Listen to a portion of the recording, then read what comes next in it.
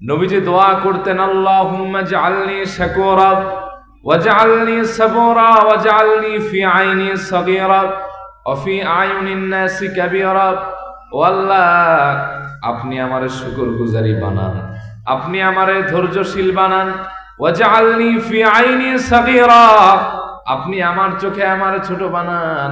ওয়া ফি আয়ুনিন নাসি কাবীরা, ও আল্লাহ, মানুষের চোখে আপনি আমারে বড় বানায় দেন। সুবহানাল্লাহ বলেন। এজন্য সুখে আছেন কিংবা দুঃখে, যে কোনো অবস্থায় শুকরগুজার করবেন কার? কেউ যদি জিজ্ঞেস করে আপনি কেমন আছেন, জোরে কোন। যে ব্যক্তি হৃদয় থেকে এটা বলতে পারবে, দেখবেন আল্লাহ তাআলা তার অন্তরের অর্ধেক জ্বালা অটোমেটিক কমায় দেবে। আমি একবার জিজ্ঞেস করি, কেমন আছেন আপনারা? এটা মনে থাকবে তো? তবে আমাদের বাঙালিরা একটু মাঝে মাঝে ভুল করে ফেলে। ঈদের নামাজ পড়তে গিয়ে পরে জানাজা, আর জানাজা পড়তে গিয়ে পরে ঈদের নামাজ। ঠিক তেমনি যদি কই কেমন আছেন, কয় ইনশাআল্লাহ ভালো আছে না নাই? কথা হবে আলহামদুলিল্লাহ ভালো আছে, কয় ইনশাআল্লাহ ভালো। তাহলে এক নম্বর, সুখ কিংবা দুঃখে আত্মার প্রশান্তি যদি পেতে চান, আপনি শুকরগুজার হবেন, বেশি বেশি আল্লাহর শুকরিয়া আদায় করবেন। আল্লাহ, আমি চাই নাই, তুমি আমার অনেক কিছু দিছো, আমি তো তোমার বান্দার মধ্যেই পড়ি না, তারপরও তুমি আমার সুস্থতা দান করলে, কিছু চাই নাই, তারপরও তুমি আমার সম্মান দিলা, এত গুনাহ করি তাও তো মানুষের সামনে প্রকাশ করো না। ও আল্লাহ, আমি যদি কিয়ামত পর্যন্ত তোমার দরবারে সিজদা করে কাটিয়ে দেই, আমি 1% হক আদায় করতে পারবো না। আমার তো কোনো আপনার হক আদায়ের যোগ্যতা নাই, আমি সব সময় পড়ি আলহামদুলিল্লাহ। 2 নম্বরে, আপনি যদি হৃদয়ের প্রশান্তি চান, দিলটারে সকল ডিপ্রেশন দুশ্চিন্তা মুক্ত চান, সব সময় পবিত্র থাকবেন, যখনই দেখবেন হৃদয়ের অশান্তি দাউ দাউ করে জ্বলছে, মনের ভেতরে কোনো অশান্তি সব সময় চলতেছে, শান্তি পাচ্ছেন না, হৃদয়ের ভিতরে হাহাকার, ঠিক তৎক্ষণাৎ গিয়ে ওযু করবেন, গোসল করবেন, দেখবেন অন্তরটারে ঠান্ডা বানায় দিবেন কে? ইন্নাল হামদালিল্লাহি নাহমাদুহু ওয়া নাস্তাঈনুহু ওয়া নাস্তাগফিরুহু ونعوذ بالله من شرور أنفسنا ومن سيئات أعمالنا من يهده الله فلا مضل له ومن يضلل فلا هادي له نشهد أن لا إله إلا الله وحده لا شريك له ونشهد أن سيدنا وحبيبنا وشفيعنا ومولانا محمدا عبده ورسوله صلى الله عليه وسلم الذي أرسله بالحق بشيرا ونذيرا وداعيا إلى الله بإذنه وسراجا منيرا أما بعد সকলে জবান ছেড়ে পুরোচ্চিত কণ্ঠে ঈমান দীপ্ত আজ আমার সঙ্গে পড়ুন, আউযু বিল্লাহি মিনাশ শাইতানির রাজীম বিসমিল্লাহির রাহমানির রাহিম ইন্নাল্লাহা ওয়া মালাইকাতাহু ইউসাল্লুনা আলান নবী ইয়া আইয়ুহাল্লাযীনা আমানু عليه وسلموا تسليما اللهم صل على سيدنا مولانا محمد وعلى آل سيدنا مولانا এমনের সাধ মেটে না রওজা দেখে, রওজা দেখে। এ মনের সাধ মেটে না রওজা দেখে, রওজা দেখে। কি করে দেখব তোমায় হে নবীজি এ দু চোখে। এ মনের সাধ মেটে না রওজা দেখে, রওজা দেখে। আল্লাহুম্মা সাল্লি আলা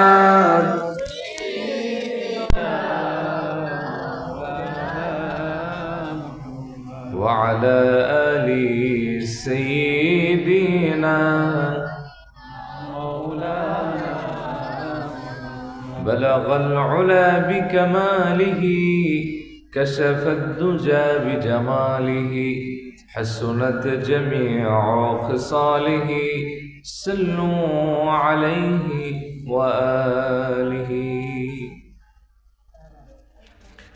پیر کامل حضرت مولانا ہدراتullah রহমতুল্লাহ আলাইহি রিসালে সওয়াব ও হাজী হাবিবুর রহমান খায়রুন্নেসা আইডিয়াল মাদ্রাসার ৬ষ্ঠতম বার্ষিক ইসলামী সুন্নি মহাসম্মেলনের সম্মানিত সভাপতি হযরত মাওলানা আরিফুল হক চৌধুরী সাহেব আতালাল্লাহু উমরাহ ওয়া বারাকাল্লাহু ফীক, পড়ি আল্লাহুম্মা আমিন।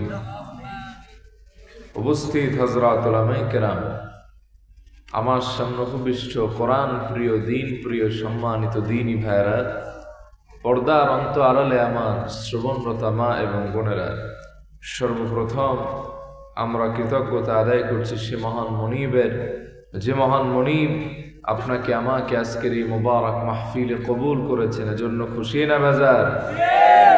যে মহান রব এই ইহসান করলেন, ইরহাম করলেন, তার আনলিমিটেড মার্সি দয়ার মধ্যে আপনাকে আমাকে আবদ্ধ করলেন, সে মহান মনিবের দরবারে প্রাণ খুলে উচ্ছ্বাসিত আওয়াজে ঈমান দীপ্ত কণ্ঠে আমরা কালিমাতুশ শুকর আদায় করছি, পড়ে নিচ্ছি আলহামদুলিল্লাহ। পড়ুন রব্বানা লাকাল হামদ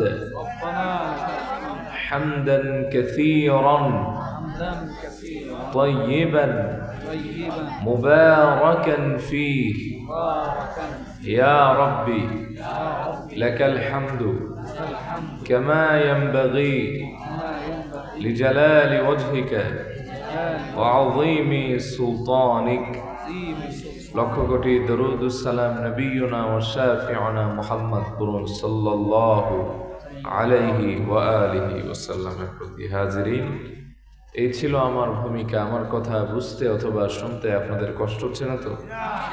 ক্লিয়ার বোঝা যায়? বালাহরিয়া বুঝেন নাকি? আল্লাহ তৌফিক দান করুক। একটু টেস্ট করে একটা তাকবীর দেন, আল্লাহু আকবার। এই আওয়াজ থাকবে তো ইনশাআল্লাহ? আপনারা থাকবেন তো ইনশাআল্লাহ? পিছনে যারা আছেন একটু সামনে আগে বসেন ভাই, মাঝখানে ফাঁকা রেখে ভালো লাগে না। আসেন আসেন, আল্লাহ বরকত দিবে ইনশাআল্লাহ।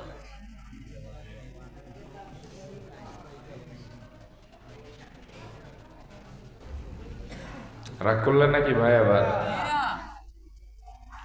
আমি আপনাদেরকে আজকে নতুন এক বিষয়ে আলোচনা শোনাই, শুনবেন? আমি কথা বলার চেষ্টা করি যেটা মানুষের ইনস্ট্যান্ট ফায়দা দিবে। অনেক ওয়াজ শুনলেন কিন্তু আউটপুট নাই, এতে লাভ নাই। আজকে আমরা একটা বিষয় নির্ধারণ করেছি, কিভাবে হৃদয়কে প্রশান্ত রাখা যায়, অশান্তি, ডিপ্রেশন এগুলি কমিয়ে কিভাবে আত্মিক শান্তি ধরে রাখা যায়, কিভাবে কলবে সালিম অর্জন করা যায়, এ ব্যাপারে আমরা সংক্ষিপ্ত আলোচনা শুনবো ইনশাআল্লাহ। কোনো ব্যক্তির টাকা আছে, পয়সা আছে, নাম আছে, ডাক আছে, ক্ষমতা আছে, সব আছে, বাড়ি আছে, গাড়ি আছে, কিন্তু তার অন্তরে শান্তি নেই, এই ব্যক্তির মতো হতভাগা আকাশের নিচে জমিনের উপরে আর হয় না, ঠিক কিনা? আবার দেখা যায় অনেক টাকা নাই, অনেক পয়সা নাই, নুন আনতে পান্তা ফুরায়, কিন্তু দিলের ভিতরে আল্লাহ তাআলা ভরপুর সুখ দিয়ে রাখছেন, স্বাচ্ছন্দ্য দিয়ে রাখছেন, আনন্দ দিয়ে রাখছেন, আমি মনে করি এই ব্যক্তি পৃথিবীর পাওয়ারফুল প্রেসিডেন্ট জো বাইডেনের চাইতে বেশি পাওয়ারফুল, ঠিক কিনা বলেন? অন্তরের ভিতরে যদি একবার পচন ধরে, অন্তরের ভিতরে যদি একবার রোগ ধরে, ওই ব্যক্তির গোটা জিন্দিগিটাই বরবাদ হয়ে যায়, ঠিক না? এজন্য অন্তরে যার শান্তি আছে সেই ব্যক্তির ইবাদত ভালো লাগে। যে ব্যক্তির অন্তরটা শীতল সেই ব্যক্তির ইবাদতে একাগ্রতা থাকে। আর যেই ব্যক্তির অন্তরের ভিতরে জ্বালা, এর খায়াও শান্তি নাই, ঘুমায়ও শান্তি নাই, এর অন্তরে কোনো রকম শান্তি নাই, এর না দুনিয়া পায় না আখিরাত পায়, দুইটাই হারায়, ঠিক কিনা বলেন?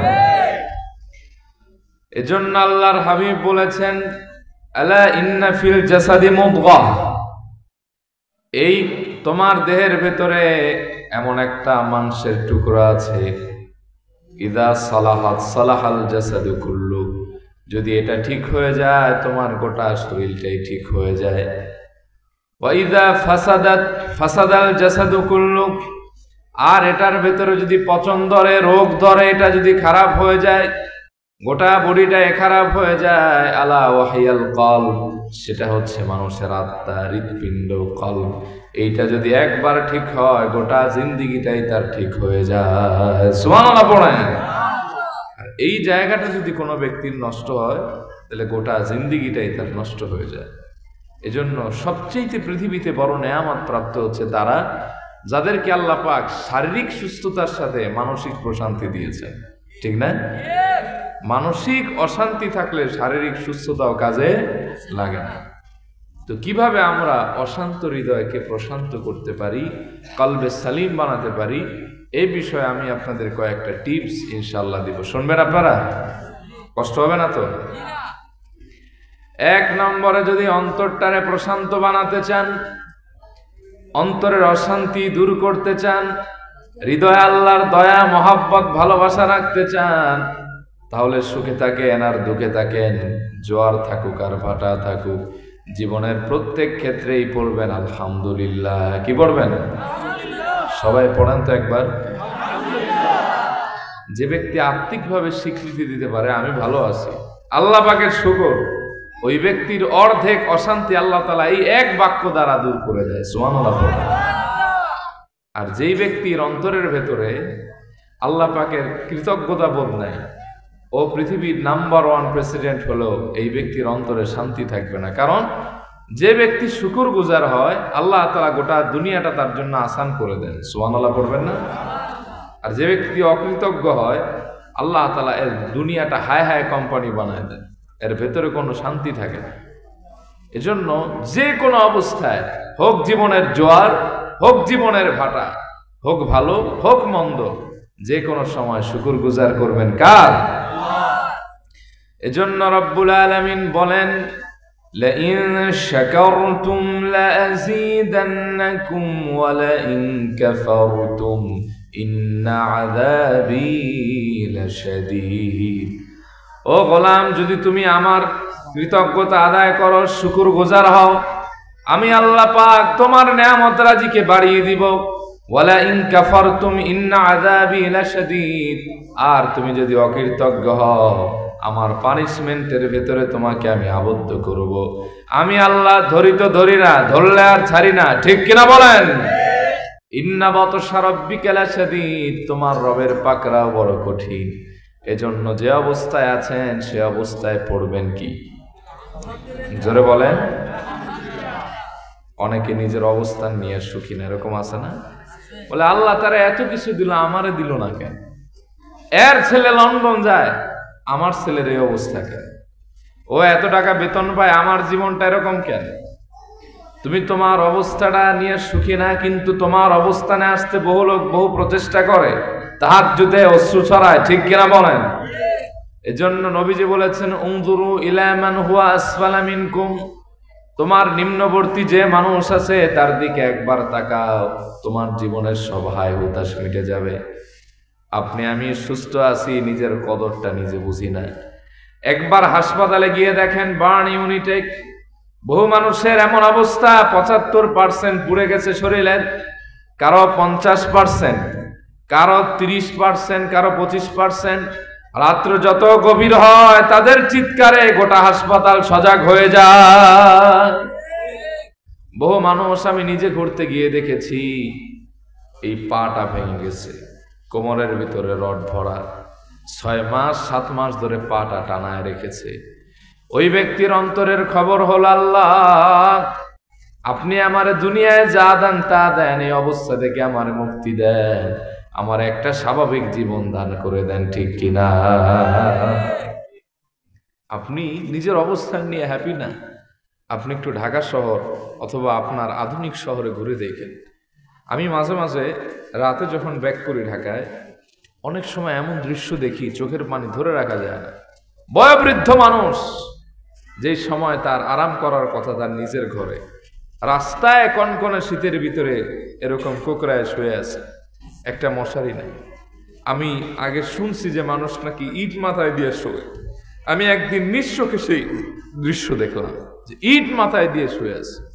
যে আপনারা ঢাকা শহর যান না, এই যে কাশপুরের পরে একটা স্ট্যান্ড আছে, এটার নাম হচ্ছে চিটাগাং রোড। আমি একদিন চট্টগ্রাম থেকে মাহফিল করে ব্যাক করতেছি, আরো গত সিজনে সম্ভবত, এক ছেলেরে দেখলাম কোনো কম্বল নাই, লেপ নাই, কিছু নাই, প্রচন্ড ঠান্ডা। কুকুর আছে না, এই কুকুরে মাথার বালিশ বানায় শুয়ে আছে। এর চাইতে কি আপনি ভালো নাই? ও মিয়া জোরে কন, এর চাইতে কি আপনি ভালো নাই? তাহলে আপনার চাইতে তো বহু খারাপ লোক আছে যাদের জীবনে কোনো উন্নতি নাই। কত মানুষ আছে অসুস্থ, কত মানুষ আছে জীবনের পেরেশানিতে জিন্দেগি শেষ। আপনি চিন্তা করেন আপনার বিল্ডিং 2 তলা হয় না কেন, আর সেই ব্যক্তি চিন্তা করে আমার যদি রাত্রেবেলা একটা মশারির ব্যবস্থা হতো, আমার রাতটা বড় ভালো কাটতো। আপনি চিন্তা করেন আমি বিদেশ যাইতে পারি না কেন, লন্ডন, আর সেই ব্যক্তি চিন্তা করে একবেলা খেলাম আর একবেলা কখন খাবো তা তো আমার জানা নাই। ও আল্লাহ, আমার এই পরিস্থিতিতে যদি তুমি আমারে দয়া করতে, এটাই আমার জন্য যথেষ্ট হয়ে যেত। সুবহানাল্লাহ পড়েন। এই জন্য শুকরগুজারি হতে হবে। নবীজি দোয়া করতেন, আল্লাহুম্মা জাআলনি শাকুরা ওয়াজআলনি সাবুরা ওয়াজআলনি ফি আইনি সাগীরা ওয়া ফি আয়ুনিন নাসি কাবীরা। ও আল্লাহ, আপনি আমারে শুকরগুজারি বানান, আপনি আমারে ধৈর্যশীল বানান। ওয়াজআলনি ফি আইনি সাগীরা, আপনি আমার চোখে আমারে ছোট বানান। ওয়া ফি আয়ুনিন নাসি কাবীরা, ও আল্লাহ মানুষের চোখে আপনি আমারে বড় বানায় দেন। সুবহানাল্লাহ বলেন। এজন্য সুখে আছেন কিংবা দুঃখে, যে কোনো অবস্থায় শুকরগুজার করবেন কার? কেউ যদি জিজ্ঞেস করে আপনি কেমন আছেন, জোরে কোন। যে ব্যক্তি হৃদয় থেকে এটা বলতে পারবে, দেখবেন আল্লাহ তাআলা তার অন্তরের অর্ধেক জ্বালা অটোমেটিক কমায় দেবে। আমি একবার জিজ্ঞেস করি কেমন আছেন আপনারা, এটা মনে থাকবে তো? তবে আমাদের বাঙালিরা একটু মাঝে মাঝে ভুল করে ফেলে। ঈদের নামাজ পড়তে গিয়ে পরে জানাজা, আর জানাজা পড়তে গিয়ে পরে ঈদের নামাজ। ঠিক তেমনি যদি কই কেমন আছেন, কয় ইনশাআল্লাহ ভালো আছে না নাই? কথা হবে আলহামদুলিল্লাহ ভালো আছে, কয় ইনশাআল্লাহ ভালো। তাহলে 1 নম্বর, সুখ কিংবা দুঃখে আত্মার প্রশান্তি যদি পেতে চান, আপনি শুকরগুজার হবেন, বেশি বেশি আল্লাহর শুকরিয়া আদায় করবেন। আল্লাহ, আমি চাই নাই, তুমি আমার অনেক কিছু দিছো, আমি তো তোমার বান্দার মধ্যেই পড়ি না, তারপরও তুমি আমার সুস্থতা দান করলে। কিছু চাই নাই, তারপরও তুমি আমার সম্মান দিলা। এত গুনাহ করি তাও তো মানুষের সামনে প্রকাশ করো না। ও আল্লাহ, আমি যদি কিয়ামত পর্যন্ত তোমার দরবারে সিজদা করে কাটিয়ে দেই, আমি 1% হক আদায় করতে পারবো না। আমার তো কোনো আপনার হক আদায়ের যোগ্যতা নাই। আমি সব সময় পড়ি আলহামদুলিল্লাহ। 2 নম্বরে, আপনি যদি হৃদয়ের প্রশান্তি চান, দিলটারে সকল ডিপ্রেশন দুশ্চিন্তা মুক্ত চান, সব সময় পবিত্র থাকবেন, যখনই দেখবেন হৃদয়ের অশান্তি দাউ দাউ করে জ্বলছে, মনের ভেতরে কোনো অশান্তি সব সময় চলতেছে, শান্তি পাচ্ছেন না, হৃদয়ের ভিতরে হাহাকার, ঠিক তৎক্ষণাৎ গিয়ে ওযু করবেন, গোসল করবেন, দেখবেন অন্তরটারে ঠান্ডা বানায় দিবেন কে? বিজ্ঞানও এটা প্রমাণ করে, যে ব্যক্তি পরিষ্কার পরিচ্ছন্ন থাকে মনের দিক থেকে ওই ব্যক্তি তত বেশি সুস্থ এবং সবল থাকে। সুবহানাল্লাহ পড়েন। এজন্য নবীজি বলেছেন আত-তুহুরু শাতরুল ঈমান, পবিত্রতা হলো ঈমানের অঙ্গ। আবার যে ব্যক্তি পবিত্রতা অর্জনকারী, ইন্নাল্লাহা ইউহিব্বুত তাওয়াবিন ওয়া ইউহিব্বুল মুতাতাহহিরিন, আল্লাহ পাক তাওবাকারীকে আবার যারা পবিত্রতা অর্জনকারী তাদেরকে ভালোবাসে। যাদেরকে আমার আল্লাহ ভালোবাসেন ওই ব্যক্তির অন্তরে কোনো অশান্তি থাকতে পারে না, কারণ যারা আল্লাহ ভালোবাসেন তার উপর রহমত অটোমেটিক বর্ষণ হয়। সুবহানাল্লাহ বলেন। যখনই দেখবেন খারাপ লাগতেছে, রাতের বেলা ঘুম আসতেছে না, অনেকে আছে না এরকম, ঘুম আসে না তো কানের ভিতরে হেডফোন দিয়ে হিন্দি গান শোনে, আছে না নাই? অনেকে বাংলা গান শোনে না। যখনই আমি একটা আমল বলে দেই, যখনই দেখবেন যে রাতের বেলা ঘুম আসে না, দৌড়ে গিয়ে উজু করে আসবেন, কিছুক্ষণ জিকির করবেন, দেখবেন অটোমেটিক আপনার ঘুম চলে আসছে। টেনশনগুলি আল্লাহ তাআলা কখন যে মাথা থেকে দূর করে দিছে এটা আপনি টেরও পান নাই। সুবহানাল্লাহ কইতে মন চায় না? কষ্ট হইতেছে আপনাদের? কথা বোঝা যায়? তাহলে পবিত্রতা অর্জন করবে। তা আমাদের অনেক ভাইদেরকে আমরা বলি, ভাই নামাজ পড়েন না কেন? আসেন নামাজ পড়ি। কিতা কইমু, ফ্যান্টে নাফাক লাগি রইছে, আছে না এরকম? তার মানে সে দাঁড়ায় দাঁড়ায় প্রস্রাব করছে। অথচ অনেক মানুষ এমনও আছে দেখবেন বাথরুম থেকে আসে তাও ওযুটা করে না। যে ব্যক্তি বাথরুম থেকে আসলো কিন্তু ওযু করলো না, সেই ব্যক্তির উপরে রহমতের ফেরেশতা আর কোনো নজর রাখেন না, তার জিম্মাদারি উঠে যায়। এজন্য সব সময় পবিত্র থাকবেন। দেখবেন ওযু করলেই ভিতরটা ভালো লাগে, রিফ্রেশমেন্ট কাজ করবে, ভেতরে একটা আলাদা অনুভূতি পাবেন, এটা যেন স্বর্গীয় স্বাদ। সুবহানাল্লাহ পড়বেন না? অনেক ভাইয়েরা আছেন দাঁড়িয়ে প্রস্রাব করেন, পানিটাও নেন না, টিস্যুও ব্যবহার করেন না, দাঁড়ায় দাঁড়ায় প্রস্রাব করেন। আপনি জানেন না আপনি কত বড় ক্ষতি করেছেন। সেই বুখারীর বর্ণনা, হযরত ওমর ফারুক বলেন, একদিন আমি দাঁড়িয়ে দাঁড়িয়ে প্রস্রাব করছিলাম, আল্লাহর হাবিব আমাকে দেখে বললেন, ইয়া ওমর লা তাবুন কাইমা, ও ওমর কোনদিন আর দাঁড়িয়ে প্রস্রাব করো না। ফামা বলতু কাইমান বাদ, এরপরে আর আমি জিন্দেগিতে দাঁড়িয়ে প্রস্রাব করি না। সুবহানাল্লাহ পড়ে। এই হাদিসের গবেষণা করতে গিয়ে আমি দেখলাম যারা দাঁড়িয়ে প্রস্রাব করে এদের মারাত্মক ক্ষতি। এক, যে ব্যক্তি দাঁড়িয়ে প্রস্রাব করবে, এই দাঁড়িয়ে প্রস্রাব করার কারণে তার তলপেটে ভাঁজ পড়ে না, চাপ লাগে না, না লাগার কারণে শরীরের যত দূষিত পদার্থ আছে এটা বের হইতে পারে না, না বের হতে পেরে এটা আস্তে আস্তে করে উপর দিকে উঠে যায়, যে কারণে হৃদ যন্ত্রণা, হার্টের ভিতরে তার হার্টবিট বেড়ে যায়, অন্তরে জ্বালা পোড়া হয়, রক্তের সঞ্চালন বেশি বৃদ্ধি হয়ে যায়, এবং তার ভেতরে প্রেশার আছে না, হাই প্রেশার, এই জিনিসটা বেশি কাজ করে। দুই নম্বরে, যে ব্যক্তি দাঁড়িয়ে প্রস্রাব করবে আস্তে আস্তে তার যৌবন যে শক্তি এটা কমে যাবে। তিন নম্বরে, তার কিডনি ড্যামেজ হওয়ার 100% রিস্ক থাকবে। চার নম্বরে, ডায়াবেটিসের মতো মহারোগ তার ভিতরে বাসা বাঁধবে। পাঁচ নম্বরে, এই ব্যক্তির ভেতরে ক্যান্সার হওয়ার মতো প্রবণতাও থাকতে পারে। জোরে কর নাউজুবিল্লাহ। তাহলে সবসময় কি থাকবেন? পবিত্র থাকবেন। রাজি আছেন? যখনই আপনি দেখবেন যে অশান্তি লাগতেছে, দৌড়ে গিয়ে উজু করে আসবেন। উজু করলেই দেখবেন যে দিলটা একটু ঠান্ডা লাগতেছে, মনের ভেতরের অশান্তিটা দূর হচ্ছে, রিফ্রেশমেন্ট পাচ্ছেন। সুবহানাল্লাহ পড়তে মন চায় না? তিন নম্বরে, যখনই হৃদয়ের অশান্তি অনুভব করবেন আপনি বেশি বেশি সালাত আদায় করবেন। যখনই দেখবেন মনের অশান্তি চরমভাবে বিরাজ করতেছে, মনের ভিতরে অশান্তির আগুন দাবানল হয়ে জ্বলতেছে, কোথাও শান্তি পাচ্ছেন না, কোনো কাজ ভালো লাগতেছে না, তৎক্ষণাৎ আপনি ওযু করে সালাতে দাঁড়িয়ে যান। ইন্নাস সালাতা তানহা আনিল ফাহশাই ওয়াল মুনকার, নিশ্চয় সালাত খারাপ, অশ্লীল, বাজে জিনিস থেকে বান্দাকে হেফাজত করে। এই আয়াতের ব্যাখ্যায় মুফাসসির লিখেছেন, কোন ব্যক্তির যদি আত্মিক অশান্তি থাকে, সে যদি 2 রাকাত সালাতে সময় পাস করে, আল্লাহ পাক এই সালাতের ওসিলায় তার অন্তরের যত ব্যথা আছে, যত ডিপ্রেশন আছে তা দূর করে দেয়। এজন্য নবীজি বলেছেন, হুব্বিবা ইলাইয়ান নিসা ওয়াত তিব ওয়া জুইলাত কুররাতু আইনি ফিস সালাত, আল্লাহ পাক আমার কাছে সুগন্ধিকে বড় প্রিয় করেছেন, আমার স্ত্রীদেরকে আমার কাছে বড় ভালোবাসার পাত্র করে তুলেছেন। ওয়া জুইলাত কুররাতু আইনি ফিস সালাত, এবং আমার চক্ষুর শীতলতা আল্লাহ পাক সালাতের মধ্যে রেখে দিয়েছেন। আমি রাসূল যখন সালাতে দাঁড়াই আমার কলিজাও ঠান্ডা হয়, আমার চক্ষুটাও শীতল হয়ে যায়। সুবহানাল্লাহ পড়েন। এজন্য যখনই দেখবেন কোনো অশান্তি, সালাতে দাঁড়াবেন। কি করবেন? আমরা দেখা যায় সব করি কিন্তু আসল কাজ করি না। আল্লাহর হাবিবের অন্তরের কোনো চাহিদা থাকলেই তিনি সালাতে দাঁড়িয়ে তা চাইতেন।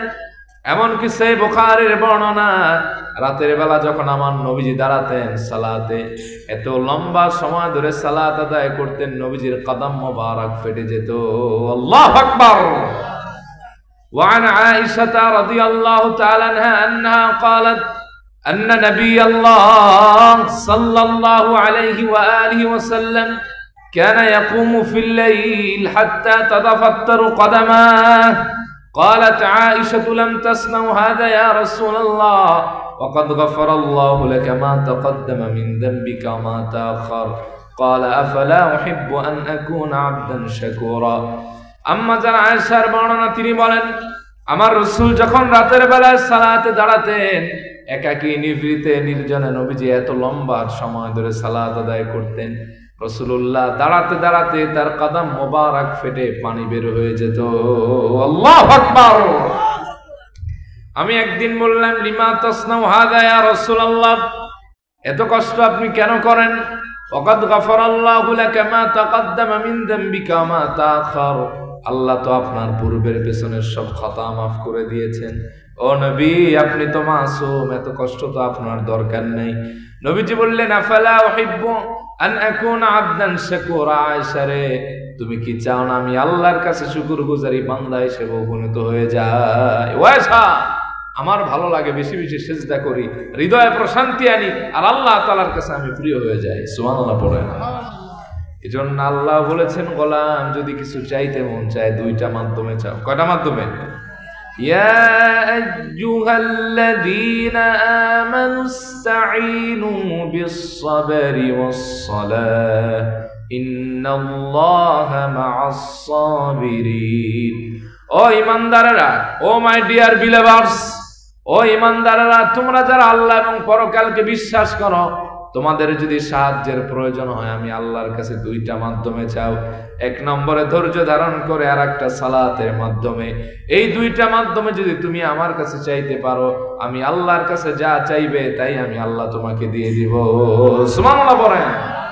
সাহাবায়ে কেরামের জুতার ফিতা ছিঁড়ে গেলে তারা সালাতে আল্লাহর কাছে চাইতেন যে, আল্লাহ আমার জুতার ফিতাটা ছিঁড়ে গেছে, এটার ব্যবস্থাও আপনি করে দেন। সুবহানাল্লাহ কইতে মন চায় না? আর আমাদের বাচ্চা হয় না, আমরা গিয়া ভন্ডর মাজারে গিয়া সিন্নি বিলা, এরকম আছে না নাই? সম্পদ হয় না, এজন্য বিশেষ পীরের কাছে মুরিদ হয়। আমি এক লোককে জিজ্ঞেস করলাম যে, ভাই আপনি ভন্ড পীরের মুরিদ হলেন কেমনে? দেখে শুনে আপনি একটা ভালো মানুষ, ওই জায়গায় গেলেই সব বড় লোক হয়। নাউজুবিল্লাহটাও জোরে কইতে পারলেন না। তার মানে এর ধারণা এই পীরে আরে কিছু দিতে পারে। মনে রাখবেন, আমরা যারা আহলুস সুন্নাহ ওয়াল জামাতের প্রকৃত অনুসারী, নামকা ওয়াস্তে আহলুস সুন্নাত না, আমাদের আকীদা হলো পীররা এরা দোয়া দিতে পারে। কি দিতে পারে? আল্লাহর ওলিরা এরা হচ্ছেন মাকবুল আল্লাহ পাকের কাছে। যদি কোনো মৃত আল্লাহর ওলি হয়, আমরা তাদের ওসিলা ধরে দোয়া করতে পারি, অথবা তাদের পবিত্র মাকবারার কাছে গিয়ে আমরা দোয়া করতে পারি। সেই তাদের ওসিলা দিয়ে ধরলে অথবা পবিত্র মাকবারার খাতিরে বা ওই ব্যক্তির খাতিরে আল্লাহ তাআলা আমাদের দোয়া কবুল করতে পারে, এটা হলো ভিন্ন বিষয়। কিন্তু মাজারে ব্যক্তির কাছে চাওয়া, এটা কখনো কোনো মুসলমান সমর্থন করে না। ঠিক কিনা বলেন? আমরা এটা সমর্থন করি না। আমরা এটাও মনে করি না যে পীর বড়লোক বানাইতে পারে। না, আল্লাহর ওলি সে দোয়া করতে পারে। দোয়া করলে মানুষ, বহু আল্লাহর ওলিদের জবানটা এত পবিত্র যে তারা মুস্তাজাবুদ দাওয়া, তাদের একটি দোয়ার কারণে বহু মানুষের জীবন বদলে যায়। সুবহানাল্লাহ কইবেন না? আমরা দোয়া চাইব, কিন্তু তাদের কাছে কোনো সাহায্য চাইব না। আমরা দোয়া চাইব যে, হুজুর আমার ছেলে হয় না, মেয়ে হয় না, বিদেশে যেতে পারতেছি না, অনেক ধরনের ঝামেলা আছি, আপনাকে আমরা মহব্বত করি, আপনি একজন দিনদার পরেজগার আল্লাহর ওলি, আপনি আমার জন্য একটু আল্লাহর কাছে দোয়া করেন। আপনি তো একজন পবিত্র মুখের মানুষ, আপনি তো মুস্তাজাবুদ দাওয়াও হতে পারেন, আপনি দোয়া করেন যাতে আল্লাহ তাআলা এই সমস্যাটার সহজ সমাধান করে দেন। এইটা আমরা বলবো। কিন্তু বহু ভণ্ড লোক আছে, পীরের মায়ের সেজদা দেয়, এরকম আছে নাই? আমি এর কাছে মুরিদ হইছে আমারে বড় লোক বানাবে, কারণ আজ পর্যন্ত আমি দেখছি যারাই তার মুরিদ হয় সব বড় লোক, বাবার কাছে গেলেই নাকি বড় লোক হয়, নাউজুবিল্লাহ কইবেন না। কিন্তু সম্পদ দেওয়ার মালিক কে? রিজিক দেওয়ার মালিক কে? আপনারে বাঁচানোর মালিক কে? খাওয়ানোর মালিক কে? আল্লাযী হুয়া ইউতঈমুনি ওয়া ইয়াসকিন। আমার যখন খিদা লাগে আমার আল্লাহই খাওয়ান, আবার যখন তৃষ্ণা লাগে তিনিই পান করান। ওয়া ইযা মারিদতু ফাহুয়া ইয়াশফিন। আমি যখন অসুস্থ হয়ে যাই আমার রব আল্লাহ তাআলা আমাকে সুস্থতা দান করেন। সুবহানাল্লাহ বলেন। এজন্য সালাতে চাইবেন। কোথায় চাইবেন? আমরা দেখা যায় বাচ্চা হয় না, লাখ লাখ টাকার ঔষধ খাই, আছে না এরকম? ট্রিটমেন্ট নেন সুন্নত। বিভিন্ন মাজারে মাজারে যাই, মোটা বান্ডিলের টাকা মাজারে দিয়ে আসি। দেন, ভালো কথা বুঝলাম, কিন্তু ওই মানুষটারে যদি প্রশ্ন করি, ভাই আপনার তো বাচ্চা হয় না, আপনার তো মামলা চলতেছে, জীবনটা আপনার বিভিন্ন টেনশনে জর্জরিত, কয় রাত তাহাজ্জুদ পড়েছেন, 1 লাখ মানুষকে জিজ্ঞেস করলে 10 জন মানুষ ঠিকভাবে পাওয়া যাবে না, ঠিক কিনা? অথচ দোয়া কবুলের জায়গা হলো সালাত। ভাগ্য বদলাতে চান, তাকদীর বদলাতে চান, এটা অন্য কোথাও বদলাবে না। সেজদা দেন, যায় নামাজে কপাল ঠেকালেই ভাগ্য বদলে যাবে। সুবহানাল্লাহ বলেন। এটা আমরা ভুল করি, আল্লাহরে চিনি না, চিনি গায়রুল্লাহরে। এজন্য যখনই দেখবেন যে হৃদয়টা অশান্ত, তোমরা যারা এখানে স্টুডেন্ট আছো, লাইফে এটা মনে রাখবা, যখনই কোনো বিপদ দেখবা, মুসিবত দেখবা, আগে 2 রাকাত সালাত আদায় করে মনের কথা আল্লাহরে বলবা। দেখবা যে আল্লাহ তাআলা নিজ জিম্মা এটাকে সহজ করে দেবেন। সুবহানাল্লাহ বলবেন না? তাহলে হৃদয়ের অশান্তি দূর করতে 3 নম্বর কাজ কি করবেন? জোরে কর না ভাই, নামাজ আদায় করবেন, কমপক্ষে 2 রাকাত এবং নেক নিয়তে। অনেক সময় আমরা সালাত আদায় করি কিন্তু সিস্টেমও বুঝি না।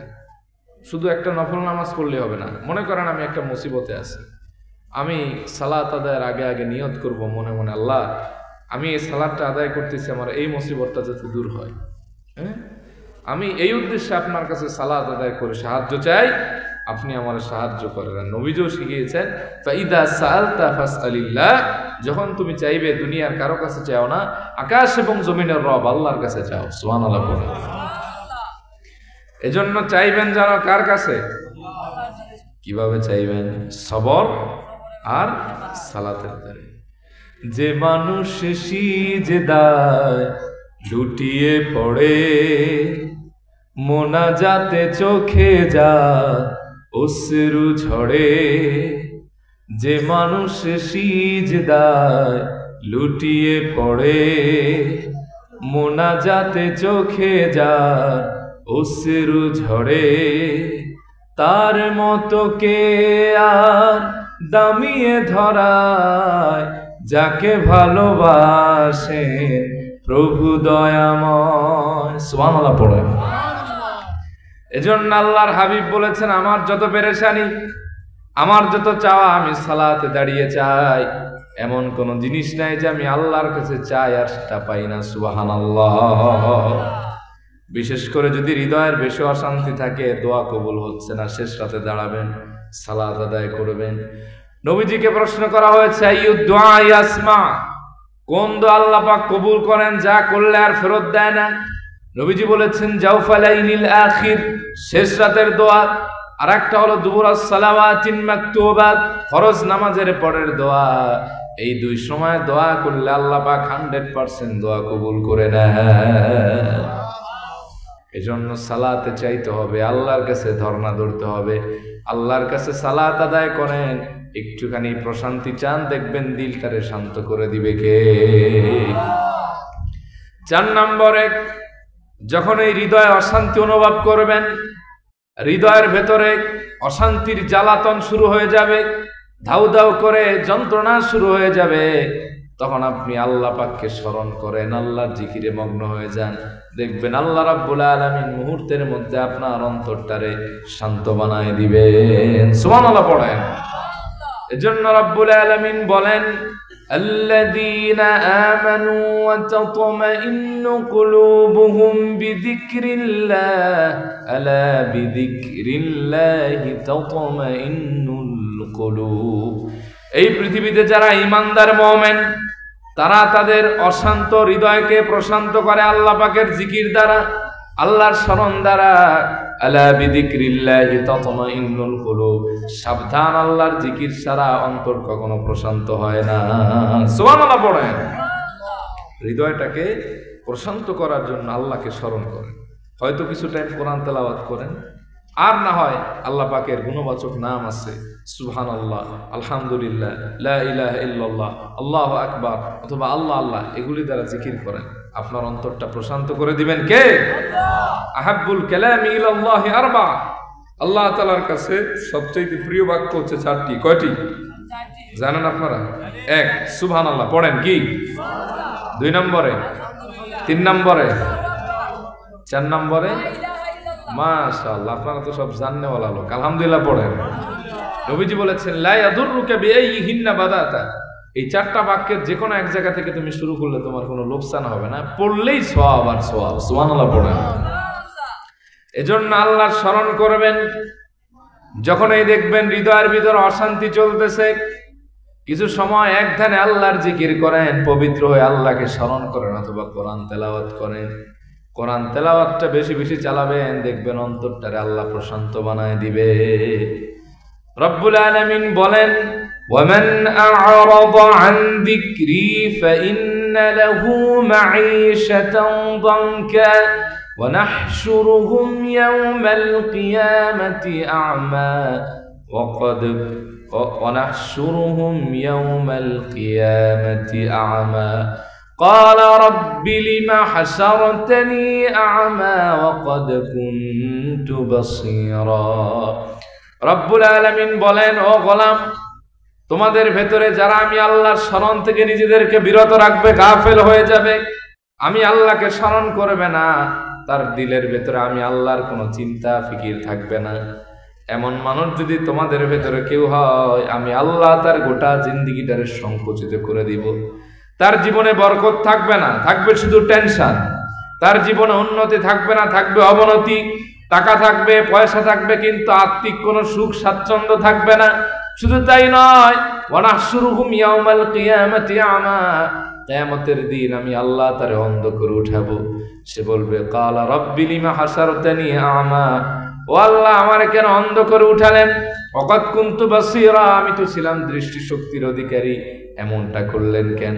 আল্লাহ বলবেন, গোলাম, দুনিয়ায় যেরকম তুমি আমার স্মরণকে ভুলে গিয়েছিলে, আজকে আমিও তোমারে ভুলে গেলাম। আল্লাহু আকবার। এজন্য সব সময় আল্লাহকে স্মরণ করবেন।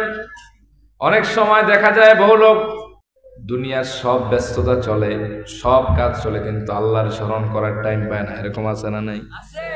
যখন ঘুম আসতেছে না, বিছানায় গিয়েছেন, মনে মনে শুধু জিকির করেন। কি করবেন?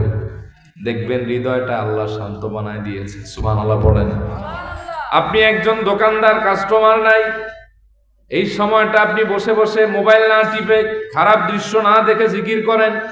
টার্গেট রাখবেন দৈনিক কমপক্ষে 500 বার আস্তাগফিরুল্লাহ পড়ব, অথবা 100 বার আমি আস্তাগফিরুল্লাহ পড়ব, অথবা 100 বার দরুদ শরীফ পড়ব, অথবা 100 বার আমি অন্যান্য দোয়া পড়ব। এই সময়টাকে কাজে লাগান, এইটাই মিজানের পাল্লাটা আপনার ভারী করে দিবে। এক সাহাবী এসে বললেন, ইয়া রাসূলুল্লাহ, আমার জন্য একটু সহজ বিধান দেন, এই ইসলামের আইন কানুন এটা আমার জন্য বেশি হয়ে গেছে, আমি এটা মানতে পারতেছি না। নবীজি বললেন, লা ইয়াজালু লিসানুকা রাতাবাম মিন যিকরিল্লাহ, যেহেতু তোমার অন্যান্য আমল করতে অসুবিধা হয়, তাহলে তোমার একটা লাইন শিখাই দিই, শর্টকাট লাইন। তুমি তোমার জিহ্বায় সবসময় আল্লাহর স্মরণ রাখো, অন্য আমল কম হইলেও আল্লাহ তাআলা জিকিরের কারণে তোমার আমল নামাটা ভরপুর করে দিবে। তাহলে আল্লাহর স্মরণ করা যাবে।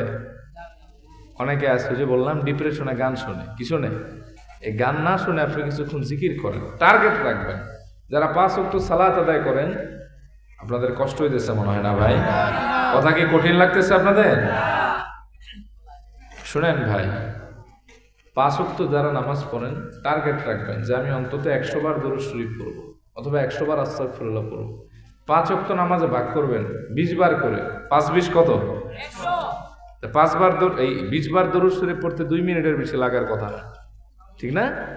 অথবা কোনো মাসরুন দোয়া পড়লেন, দেখবেন যে এটাই আপনার জীবনটার বরকতময় বানায় দিবে। সুবহানাল্লাহ পড়েন। আল্লাহ বলছেন, ইয়া আইয়ুহাল্লাযীনা আমানু যকুরুল্লাহা যিকরান কাসীরা, ও ঈমানদাররা, তোমরা আমি আল্লাহরে বেশি বেশি স্মরণ করো। এবং এই আল্লাহ পাকের জিকিরটা এত দামি, কিয়ামতের দিন সবচেয়ে বেশি দামি হবে তারা যারা আয-যাকিরুন আল্লাহ কাসীরা ওয়া আয-যাকিরাত, যারা এই জমিনে বসে আল্লাহ পাকের জিকির বেশি বেশি করছে। সুবহানাল্লাহ বলেন। মনে থাকবে ইনশাআল্লাহ। কয় নম্বর কইলাম? 4। 5 নম্বরে যদি আপনার হৃদয়ে অশান্তি থাকে, হৃদয়ের ভিতরে হতাশা, দুর্দশা থাকে, পেরেশানি থাকে, ডিপ্রেশন থাকে, জীবনটা আর চলতেছে না, তখন আপনি বেশি বেশি আল্লাহর হাবিবের উপর তাজিমান মুহাব্বতান দরুদ ও সালাম পেশ করেন। কি করবেন? তাজিমান মুহাব্বতান। কথা কি ক্লিয়ার না ভেজাল আছে? সর্বোচ্চ সম্মানের সাথে, সর্বোচ্চ মহব্বতে আল্লাহর হাবিবের দরুদ যে একবার পড়ে, আল্লাহ তাআলা একবার পড়ার কারণে 10 বার তার উপর রহমত বর্ষণ করেন। 10টা মর্যাদা তার বাড়ায় দেন, অথবা 10টা সওয়াব তার আমলনামায় যুক্ত করেন। আর আল্লাহ তাআলা 10টা মুনকারাত, সাইয়্যাত, গুনাহ তার আমলনামা থেকে মোচন করে দেন। একবার পড়লে যদি 10 বার রহমত বর্ষণ হয়, তাহলে এই দুরূদ শরীফ যে যত বেশি পড়বে, আল্লাহ পাক তার অন্তরটাকে তত প্রশান্ত করে দিবেন। এজন্য টার্গেট রাখবেন প্রত্যেক দিন কিছু দরুদ ও সালাম পড়ার। নবীজি বলেছেন, আমার প্রতি বেশি বেশি দরুদ পড়ো। সাল্লু আলাইয়া ফা ইন্না সালাতাকুম মা'রুদাতুন আলাইয়া। তোমরা বেশি বেশি আমার প্রতি দরুদ ও সালাম পেশ করো, কারণ তোমাদের সালাত ও সালামগুলি আমি নবীজির কাছে পৌঁছানো হয়। আর এক হাদিসে আছে, সেই কিয়ামতের দিন আমার সন্নিকটে তত থাকবে যে আমার উপর বেশি বেশি দরুদ ও সালাম পেশ করবে। এখন তো অনেকে দরুদ ও সালাম রে বেদাত ও ফতোয়া দেয়, আছে না নাই? সব চলে, এতে তোমাদের কিছু হয় না। নবীর দরুদ ও সালাম শুনলে দাঁত বার করে বেদাত ফতোয়া দেয়, আছে না নাই? তোমরা তোমাদের বেদাত ফতোয়া নিয়ে থাকো, আমরা আমাদের কাজ চালায় যাব। তোমাদের ফতোয়া আমাদের আমল থেকে এক জাররা পরিমাণ ছড়াতে পারবে না। ঠিক কিনা বলেন? আল্লাহর হাবিবের মহব্বত, এটা হচ্ছে ঈমান। এটা কি? যার অন্তরে আল্লাহর হাবিবের মহব্বত এক সাগর, তার ভিতরে আল্লাহর ঈমানও এক সাগর। সুবহানাল্লাহ পড়েন। সব চলে, খালি এই সব বেলায় আসলেই কি ফতোয়াবাজিতে গলা ফাটায় দেয়। ঠিক কিনা বলেন? আমরা যদি তাদের উসুল হলো যে সালাসে কুরুনের বাইরে যা সব বেদাত, এই দৃষ্টি যদি চালু থাকে বা এই মানহাজ যদি হয়, তাহলে সবচাইতে বেদাত যারা এই বেদাত ফতোয়া দেয় এদের ভিতরে বেশি। কথা কন ঠিক কিনা? এখন তো দেখা যায় ভিন্ন নামে মসজিদ হয়, আছে না নাই?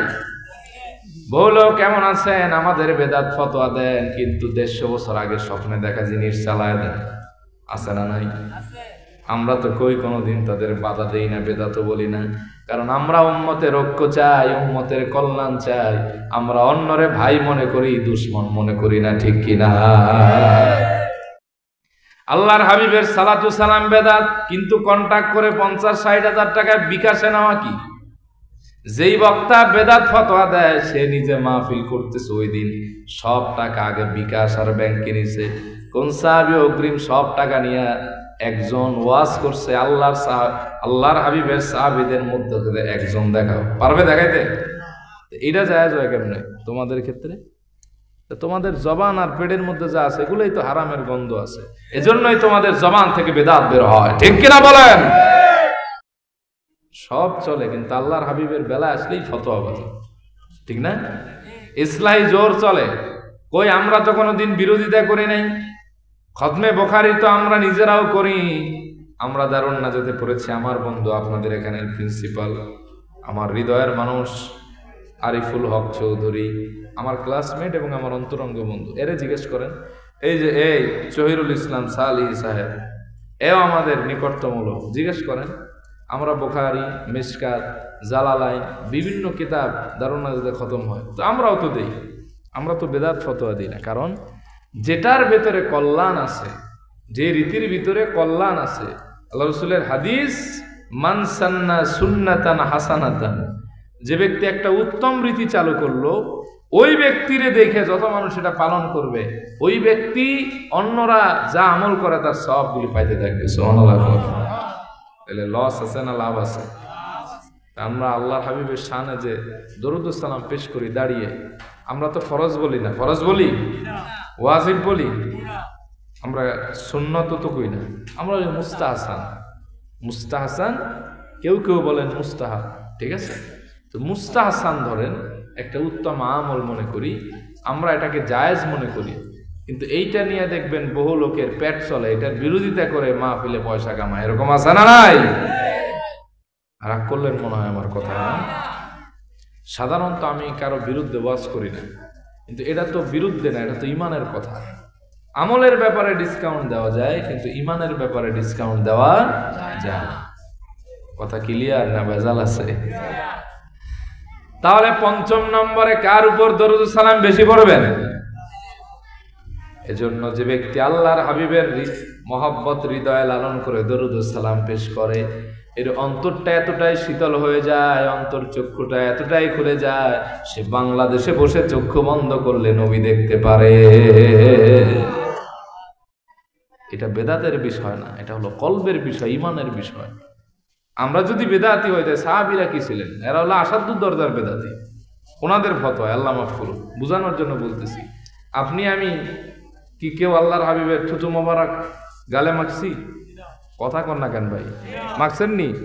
সাহাবায়ে কেরাম তো মাখছে। সেই বুখারীর হাদিস, উরওয়ারে পাঠানো হয়েছে গোয়েন্দা দায়িত্ব দিয়ে।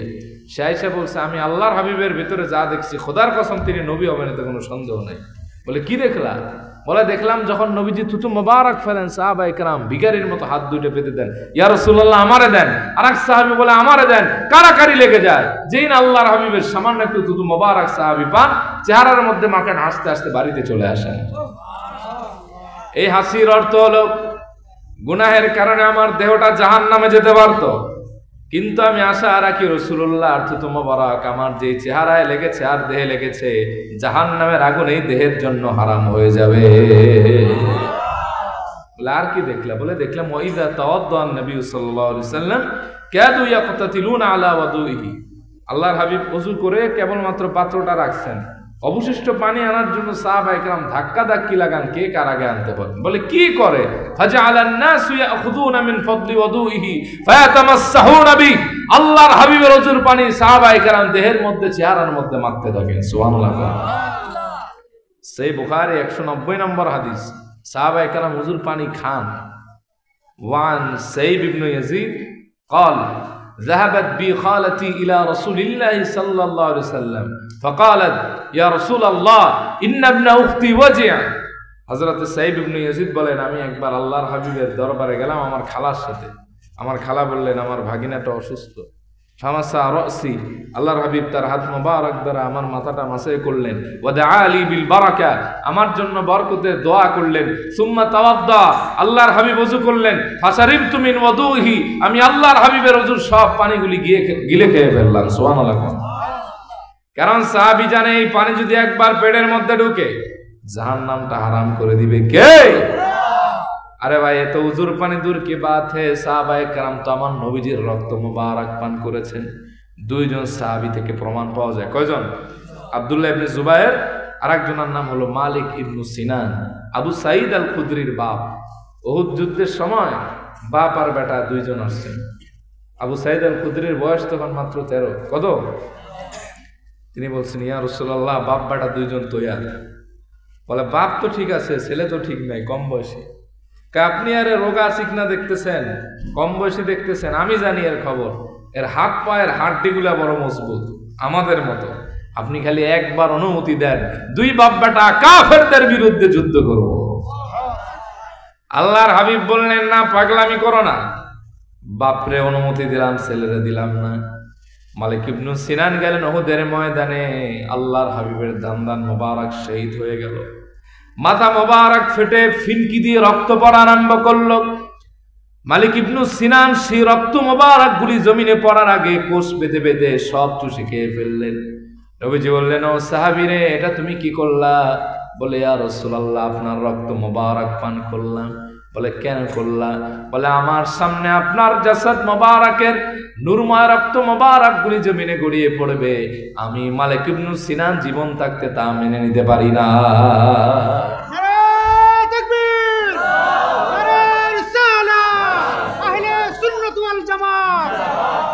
নবীজি বললেন, মালিক ইবনু সিনান, তাইলে তোমারও আমি একটা ঘোষণা দেই, আজ থেকে তোমারে আমি জানাই দিলাম, আমি রসুলের রক্ত মোবারক যার পেটের ভিতরে গেছে, দেহের মধ্যে চলমান হয়ে গেছে, জাহান্নামের আগুন এবং দুনিয়ার সব আগুন তার জন্য হারাম। মালিক ইবনে সিনান মদিনা মুনাওয়ারায় রাসূলুল্লাহর রক্ত মোবারকের পাওয়ার টেস্ট করার জন্য জ্বলন্ত আগুনের ভেতরে তার হাতটা ঢুকায় দিলেন। আরে ভাই, হাত পূর্বে তো দূরের কথা, আল্লাহর হাবিবের রক্ত মোবারকের বরকতে একটা পশম পর্যন্ত পড়ে না।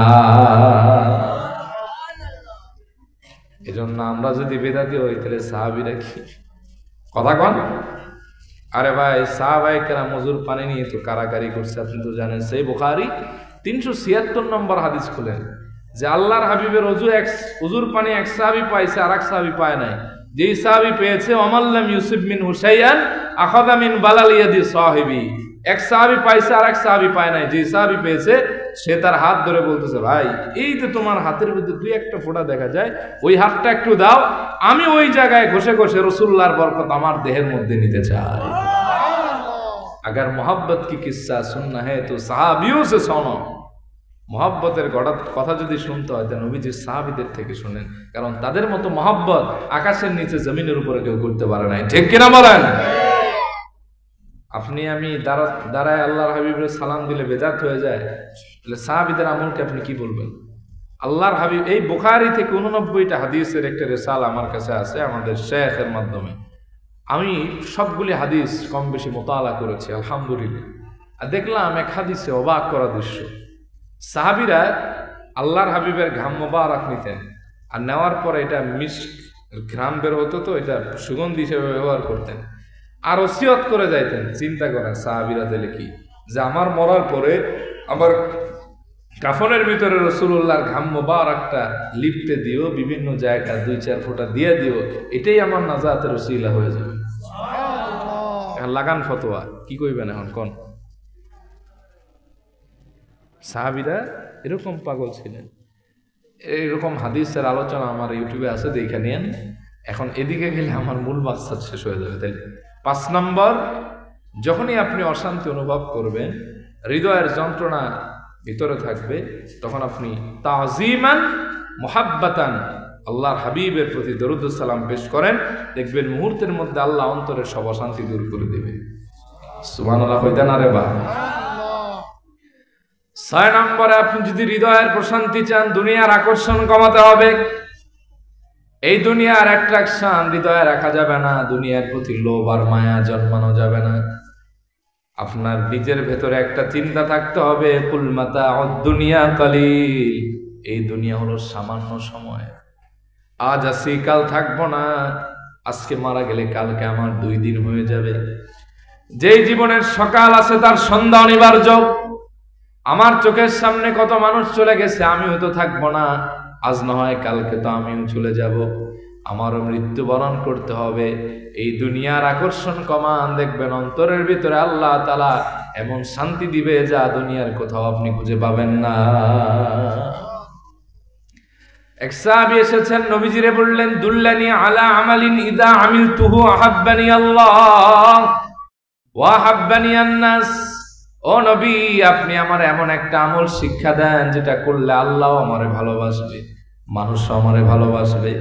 নবীজি বললেন, ইজহাদ ফিদ দুনিয়া ইউহিব্বুকাল্লাহ।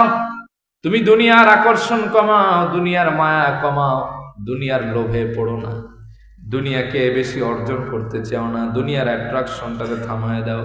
ইউহিব্বুকাল্লাহ, তাহলে সাহাবী জানো তোমারে আল্লাহ পাক ভালোবাসবে। সুবহানাল্লাহ পড়েন। ওয়াজহাদ ফি মা ইনদান নাস ইউহিব্বুকান নাস। আর মানুষের কাছে যা আছে তার মহব্বত তুমি কমাও, আকর্ষণ কমাও, তাহলে আল্লাহ না তোমারে মানুষও ভালোবাসবে। মানুষের কাছে আছে টাকা, আছে নারী, আছে ক্ষমতা, আছে বাড়ি, এগুলির আকর্ষণ কমা, দুনিয়াকে তুমি বর্জন করো, তুমি জগতেও বিখ্যাত হবা, আখিরাতে আসমানেও তুমি বিখ্যাত হয়ে যাবা। সুবহানাল্লাহ। এই দুনিয়া তো নাথিং ভাই।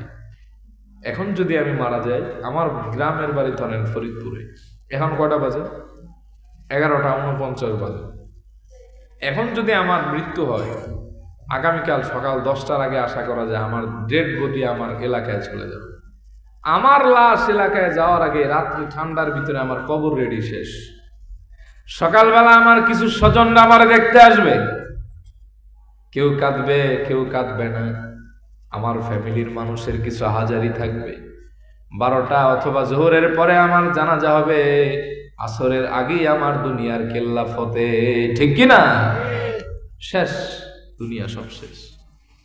এজন্য আল মাউতু আকরাবু লিন্নাস, মৃত্যু মানুষের অতি নিকটে।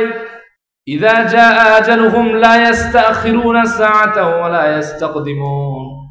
আপনার মৃত্যুটা ফিক্সড হয়ে আছে, শুধু অর্ডারের বাকি।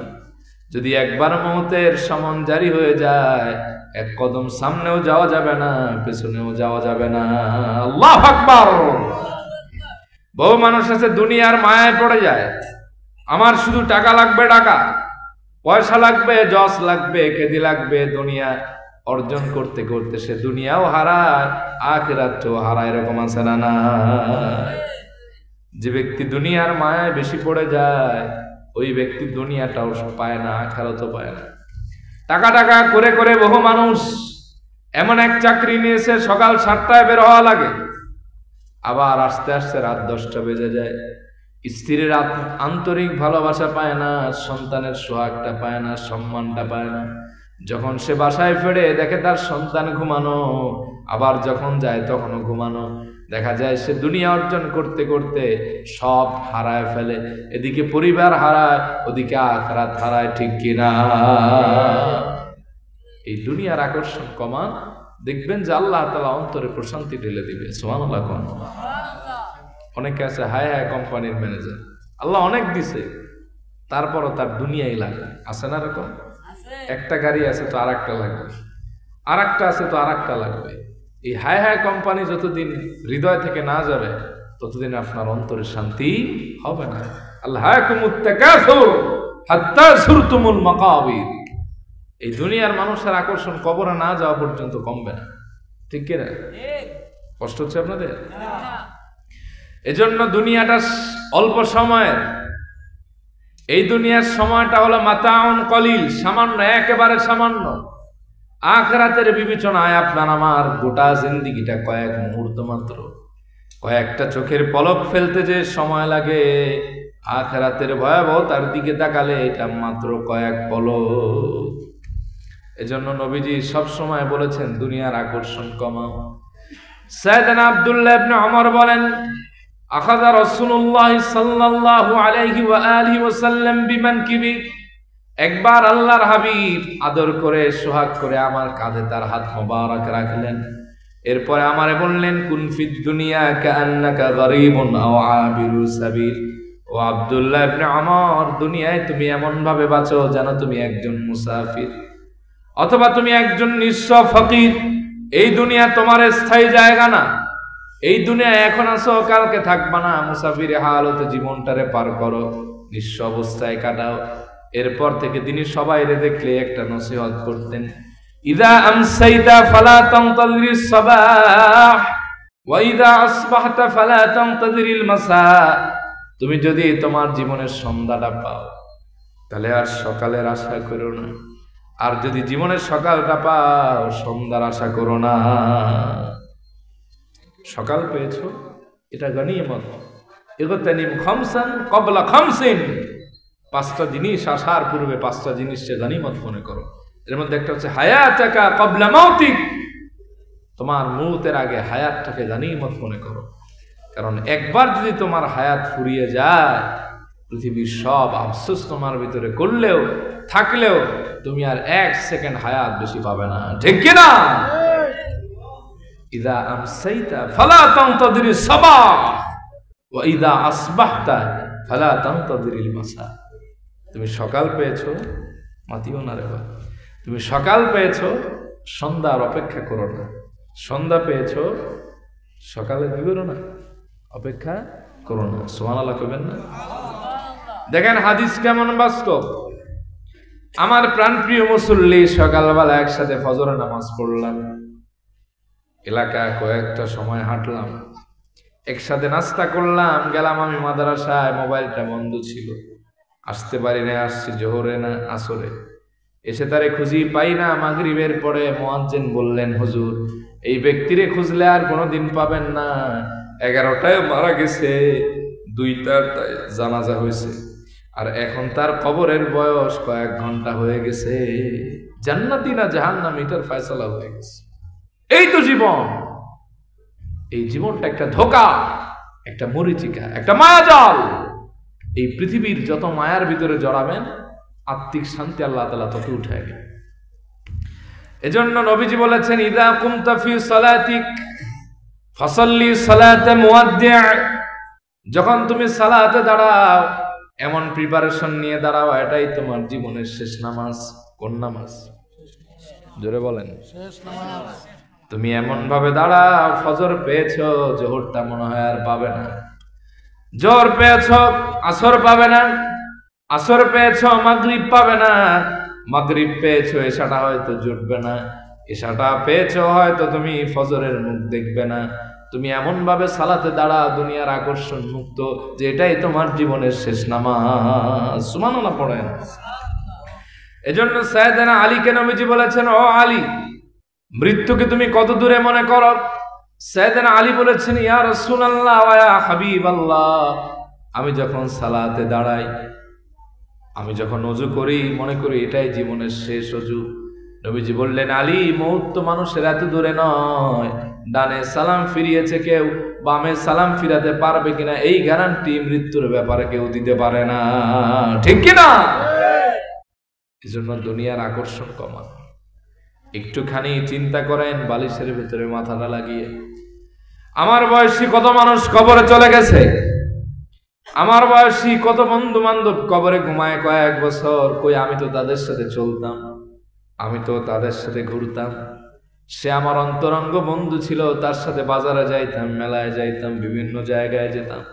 তারে ছাড়া আমার একটা দিন ভালো লাগতো না। তার চেহারাটা না দেখলে আমার হৃদয়ের তৃষ্ণা নিবারণ হতো না। আর সেই বন্ধুটা, প্রিয় মানুষটা কবরে পড়ে আছে কয় বছর। ওই জায়গায় যদি আমি হইতাম, আমি যেরকম তারে স্মরণ করি না, আমারও জগতের মানুষ স্মরণ করতো না। ঠিক কিনা?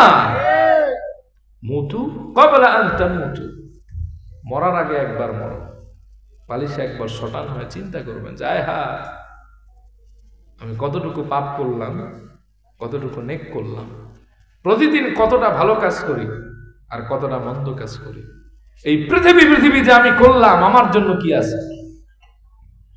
এই যে আমরা এত টাকা কামাই, কয় টাকা আমার নিজের খরচ করি? আমি এটা মাঝে মাঝে ইদানিং চিন্তা করি। আল্লাহ মাফ করুন, জানি না কেন যেন ভয় লাগে, যেই যে এত টাকা কামাই, এত পয়সা কামাই, এত আপনারা মহব্বত করেন, কিন্তু কতটুকু আমার নিজের জন্য? আমার পার্সোনাল হাত খরচ মাসে 10,000 টাকাও লাগে না। টাকাগুলা কাদের জন্য খরচ করি? বা আপনি ইনকাম করেন, কার জন্য খরচ করেন? ফ্যামিলি। এই ফ্যামিলির নিয়ে একটু ভাবেন যে আপনি মরলে কয়জন আপনার জন্য দোয়া করবে। আজকাল তো ভাই, মা মরলেই মানুষ কাঁদে না, আপনার জন্য কয়জন কাঁদবে? এগুলো একটু চিন্তা করেন, এগুলো একটু চিন্তা করেন, ভাবেন আপনি জীবনে কি অর্জন করেছেন আর কি নিয়ে যাবেন। এজন্যই আল্লাহ বলেছেন, কুল মাতাউদ দুনিয়া কালিল, এই দুনিয়াটা হলো সামান্য সময়ের, এই দুনিয়ায় থাকার জায়গা না। যতক্ষণে আপনি মৌতের কথা চিন্তা করবেন, দেখবেন অন্তরটারে আপনার প্রশান্ত বানায় দিবে কে? যদি আফসোস থাকে, কবরের কাছে যাবেন। কই যাবেন? কবর জিয়ারত করবেন, দেখবেন দিলে শান্তি পাবেন। নবীজি বলেছেন, কুনতু নাহাইতুকুম আন জিয়ারাতিল কুবুর আলা ফাজুরুহা ফাইন্নাহা তুযাক্কিরুকুমুল আখিরা ওয়া ফি রিওয়ায়া ফাইন্নাহা তুযাক্কিরুকুমুল মাউত। ও সাহাবীরা, একসময় আমি নিষেধ করেছিলাম কবর জিয়ারত করো না, এখন আমি অর্ডার করলাম যাও কবর জিয়ারত করো। কারণ কবর জিয়ারত করলে মনটা শীতল হয়, মৌতের কথা স্মরণ হয়, আখিরাতের চিন্তায় ব্যক্তিটা নমনীয় হয়ে যায়। সুবহানাল্লাহ বলেন। যাবেন কবরের কাছে, যাহারে এত বাড়ি বাড়ি আমি করি, আমার কতটুকু জায়গা মিলবে? কেউ যদি মনে করেন বিশাল অট্টালিকার মালিক হয়, তারে কি একটা এসি রুম কবরে দিবে কেউ? কথা কন। এই যে শীতের দিনে আমরা গাড়িতে, বাসায় অনেকে রুম হিটার ইউজ করি, একটা হিটার দিবে? অথবা আপনারে ভালোবাসা একটা খাতা কম্বল দিয়ে আসবে? এমন ভদ্রলোক আছে কেউ? কথা কন। আছে আছে নাই? তাহলে আপনি কেন এত দুনিয়া নিয়ে এত পড়ে থাকবেন? কবরে যাবেন। এক সময় আমরা শুনতাম যে মানুষ মরলে 3.5 হাত জায়গা পায়। এই কথাটাও আসলে ঠিক না। অন্ত কেন আমি আপনারে বুঝাই। আমি সাবেক যেখানে ইমাম ছিলাম, মানে আরো 2 মসজিদ আগে, তো সেখানে একটা এলাকার অঞ্চলভিত্তিক কবরস্থান ছিল, 3-4 এলাকার মিলে একটা কবরস্থান। তা আমার এক মুসল্লির কবর দিতে গিয়ে দেখি সেখানে যে এরকম মানুষের হাতের হাড্ডি বের হয়ে গেছে, পায়ের হাড্ডি বের হয়ে গেছে। তো ওই কবরস্থানের যারা খাদেম একজনের ডাকলাম যে এই কবরে তোমরা প্রত্যেক মাসে বা প্রত্যেক বছরে এক কবরে কয়টা ঢুকাও লাশ? বলে হুজুর সাধারণত 4টা ঢুকান লাগে, একটু ভালো কোয়ালিটির মানুষ হলে 3টা ঢুকাই, 2টা ঢুকাই, আর এছাড়া এখানে মানে ওইভাবে কোনো সিস্টেম নাই।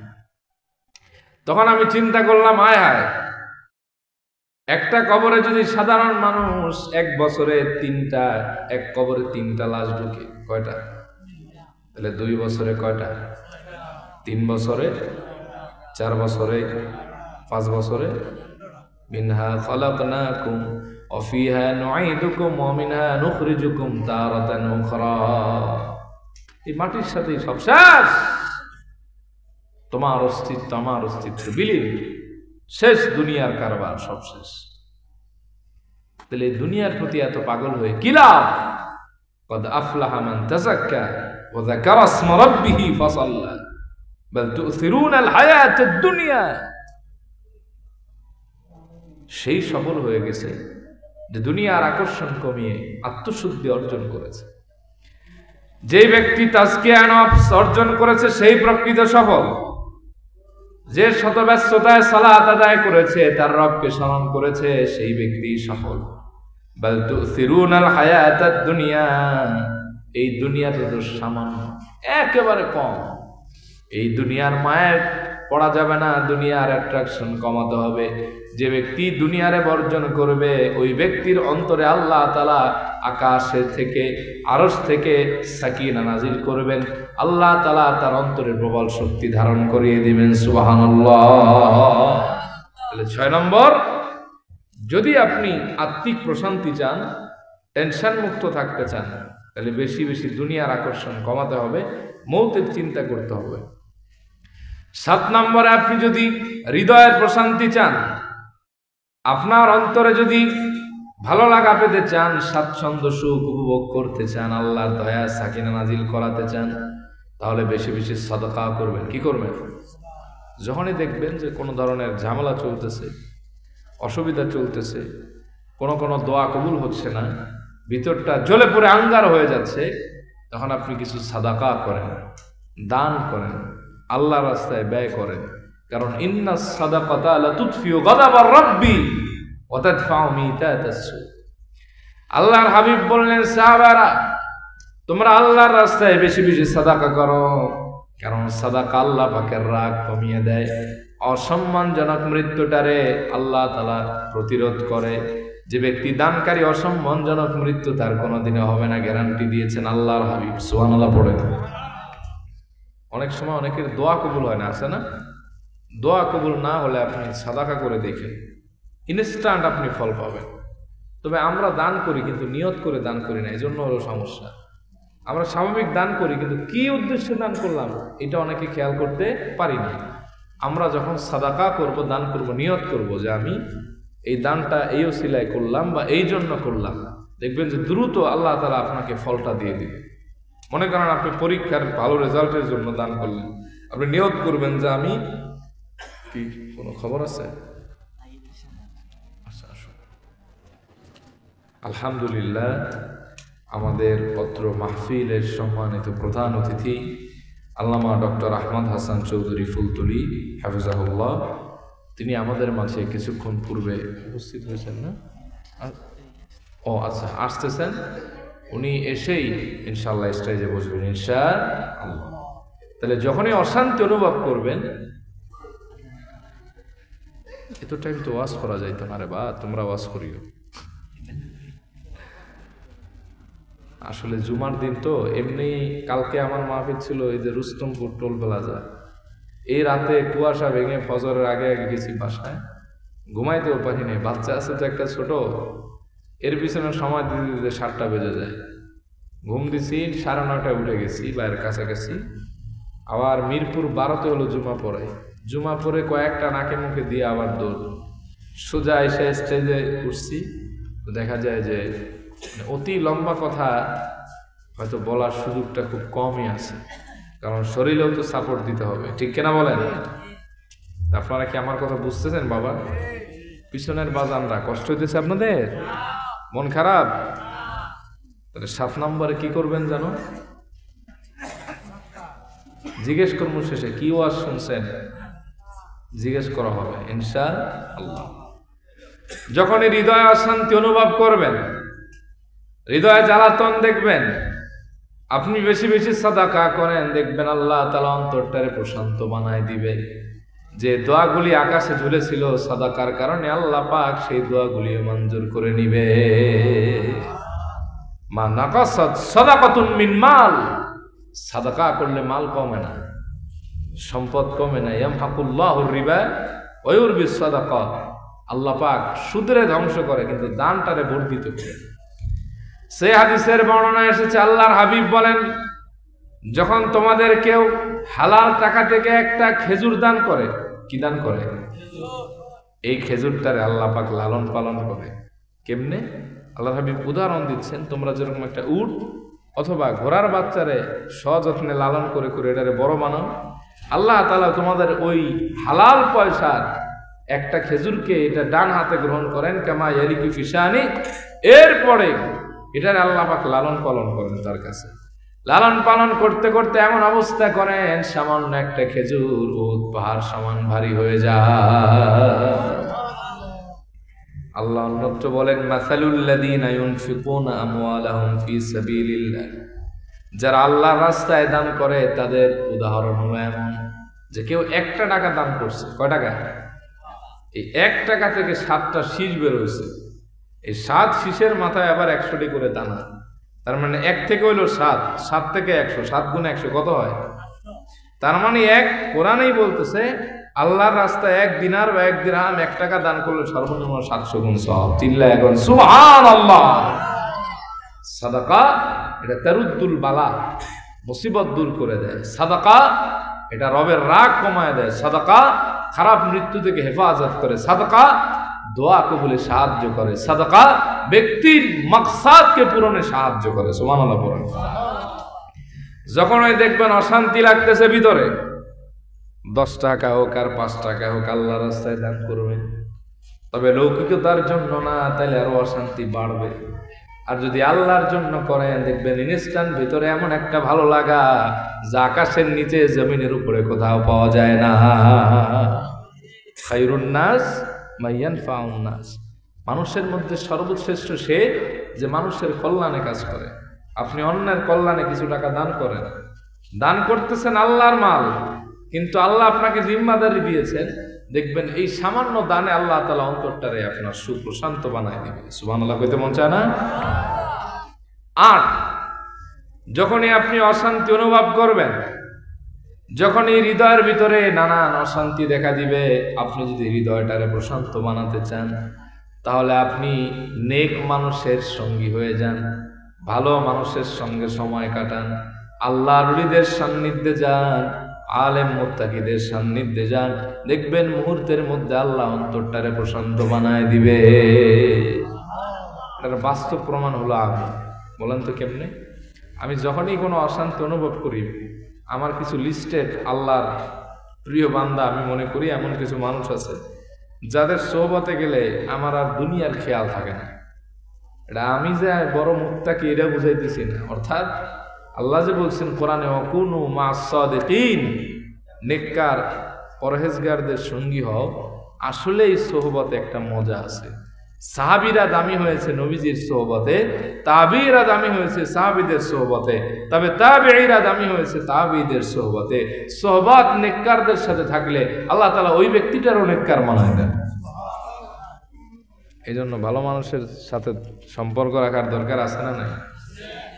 আপনি একজন মুত্তাকি মানুষের পাশে বসেন, দেখবেন যে আপনার হৃদয়ে যে কি একটা ভালো লাগা, তার কথাগুলো আপনার দিলে আসর ফেলবে, তার নমনীয় আচরণ আপনার দিলটারে প্রশান্ত করবে। দুনিয়ার আকর্ষণ থেকে আপনি বেরিয়ে আসতে পারবেন, আপনার অন্তরে তাসকিয়া শুরু হয়ে যাবে। সুবহানাল্লাহ পড়েন। এজন্য আল্লাহর ওলিদের সোহবতে থাকতে চান কি চান না? কে কে চান? দু হাত তুলে আল্লাহর দেখান, আল্লাহ কবুল করুক। আমি তাহলে আপনাদের একটা দাওয়াতও দিয়ে দিই থাকে। এই আগামী 15 তারিখ বালাইহাওরে আল্লামা সাহেব কেবলা ফুলতুলি রহমতুল্লাহ আলাইয়ের ইসাল সওয়াব উপলক্ষে বিশাল যে মাহফিল, ইসাল সওয়াবের মাহফিলে আপনারা যাবেন। আল্লাহর ওলিদের যে কোনো হক্কানি আল্লাহর ওলিদের দরবার আপনি যান, সমস্যা নেই। তবে আল্লামা সাহেব কেবলা ফুলতুলি রহমতুল্লাহ আলাই উনিও একজন মাকবুল দরজার ওলি।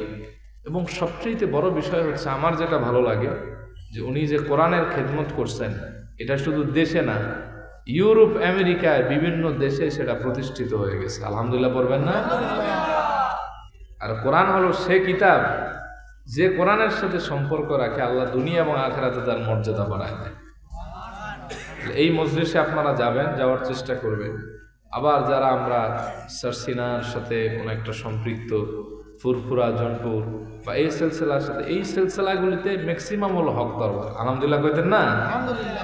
এবং এই বাংলাদেশে যাদের দ্বারা ইসলাম প্রতিষ্ঠা হয়েছে এর মধ্যে অন্যতম হলো এই ফুরফুরা, জনপুর, এরাই।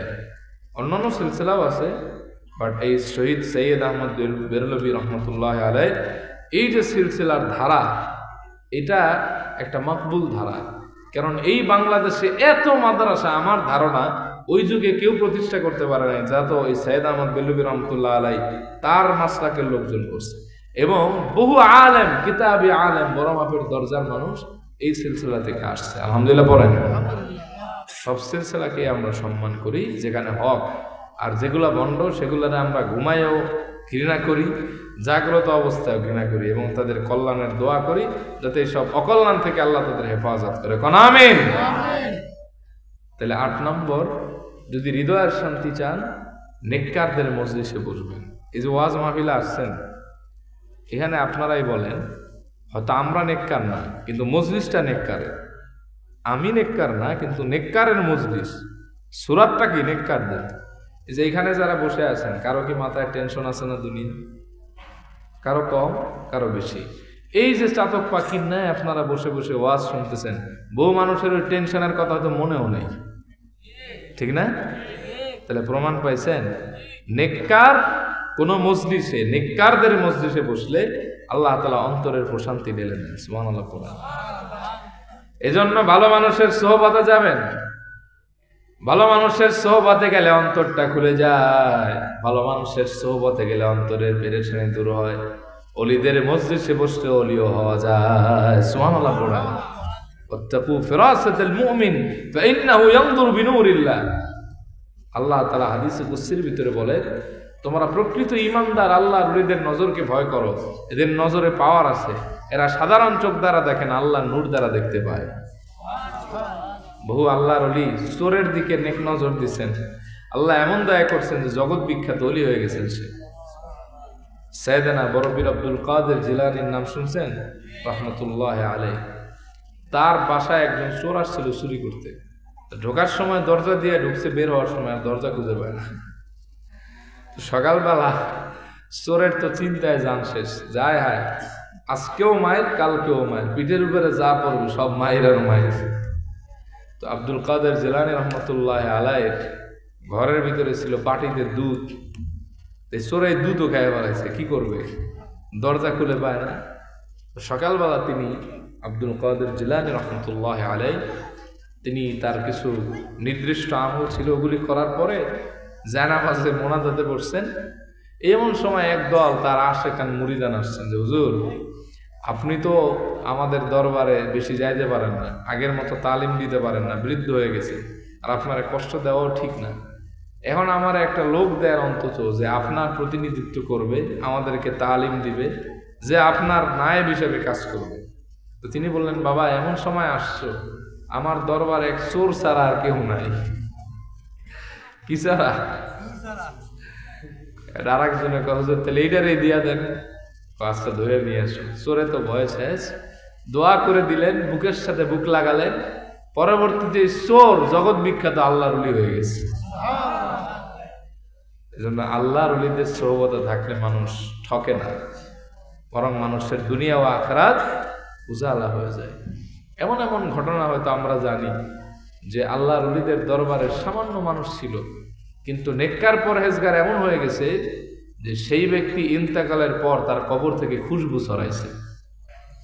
সুবহানাল্লাহ কইতে মন চায় না? এই জন্য নেককারদের মজলিসে বসলে ফায়দা নাকি লস? কম ফায়দা না বেশি ফায়দা? আপনি যদি মাছওয়ালার কাছে যান, নাও কিনেন, আমি মাঝে মাঝে দেখি যে মাছ কিনতে গেলে কাপড় ঠিক রাখা যায় না। কত কেন? এই তাজা মাছে এমন লাভ দেয়, পুরা জামা জমা শেষ।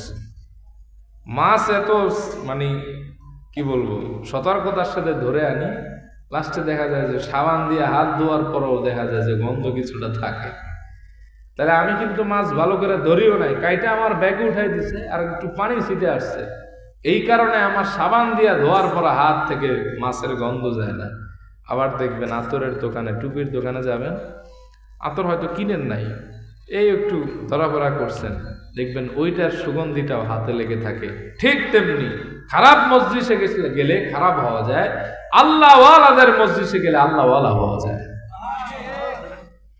তাহলে কোন মজলিসে যাইবেন বাবা? জোরে বলেন। আমার প্রতি মনে হয় বেজার হইতেছেন আপনারা নাকি? এবারে কি ওয়াজ শুরু করলো, কষ্ট পাইতেছেন আপনারা? এই কথা আপনি বইয়ে লিখে পাবেন না, এটা আমি আমার লাইফের উপর এক্সপেরিমেন্ট করে আপনাদের শোনাইতেছি। এগুলো দ্বারা আমি ফল পাই, এজন্য আপনাদের শোনাচ্ছি। কষ্ট পাচ্ছেন না তো? 9 নম্বরে, যখনই আপনি অশান্তি অনুভব করবেন, আপনার হৃদয়ের যন্ত্রণা যখন না ফুরাবে, তখন বেশি বেশি ইস্তেগফার করবেন। কি করবেন? আল্লাহর কাছে ক্ষমা চাইবেন, বেশি বেশি ইস্তেগফার করবেন, দেখবেন আল্লাহ তাআলা অন্তরে প্রশান্তি ঢেলে দিবেন। ইস্তেগফার কি, এটাই মানুষ জানে না।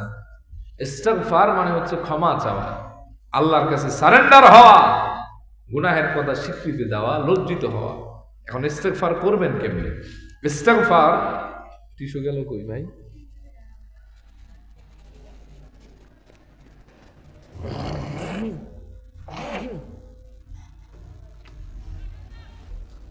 ইস্তেগফার যে কোনো শব্দে করা যায়, যে কোনো বাক্যে করা যায়, তবে সুন্নাহ সমর্থিত কিছু শব্দ আমি আপনাদের স্মরণ করাই দিই।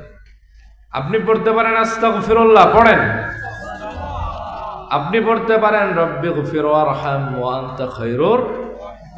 আপনি পড়তে পারেন আল্লাহুম্মা ইন্নাকা আফুউন তুহিব্বুল আফওয়া ফাআফু আন্নি। আপনি পড়তে পারেন আস্তাগফিরুল্লাহ ওয়া আতুবু ইলাইহি। আপনি পড়তে পারেন রব্বানা যালামনা, পড়েন রব্বানা যালামনা আনফুসানা ওয়া ইল্লাম তাগফির লানা ওয়া তারহামনা লানাকুনান্না মিনাল খাসিরিন।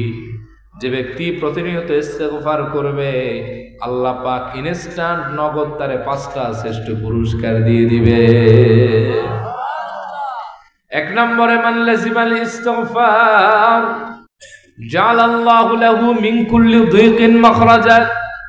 যে ব্যক্তি বেশি বেশি ইস্তিগফার করবে, আল্লাহ পাক যাবতীয় বিপদ মুসিবত থেকে বান্দাকে দ্রুত মুক্তির ব্যবস্থা করে দিবে। যখনই আপনি বিপদে পড়বেন অথবা হৃদয়ের কোনো অশান্তি, ডিপ্রেশন থাকবে, বেশি বেশি পড়বেন আস্তাগফিরুল্লাহ। কি পড়বেন? 2 নম্বরে, আমিন কুল্লি হাম্মিন ফারাজাত।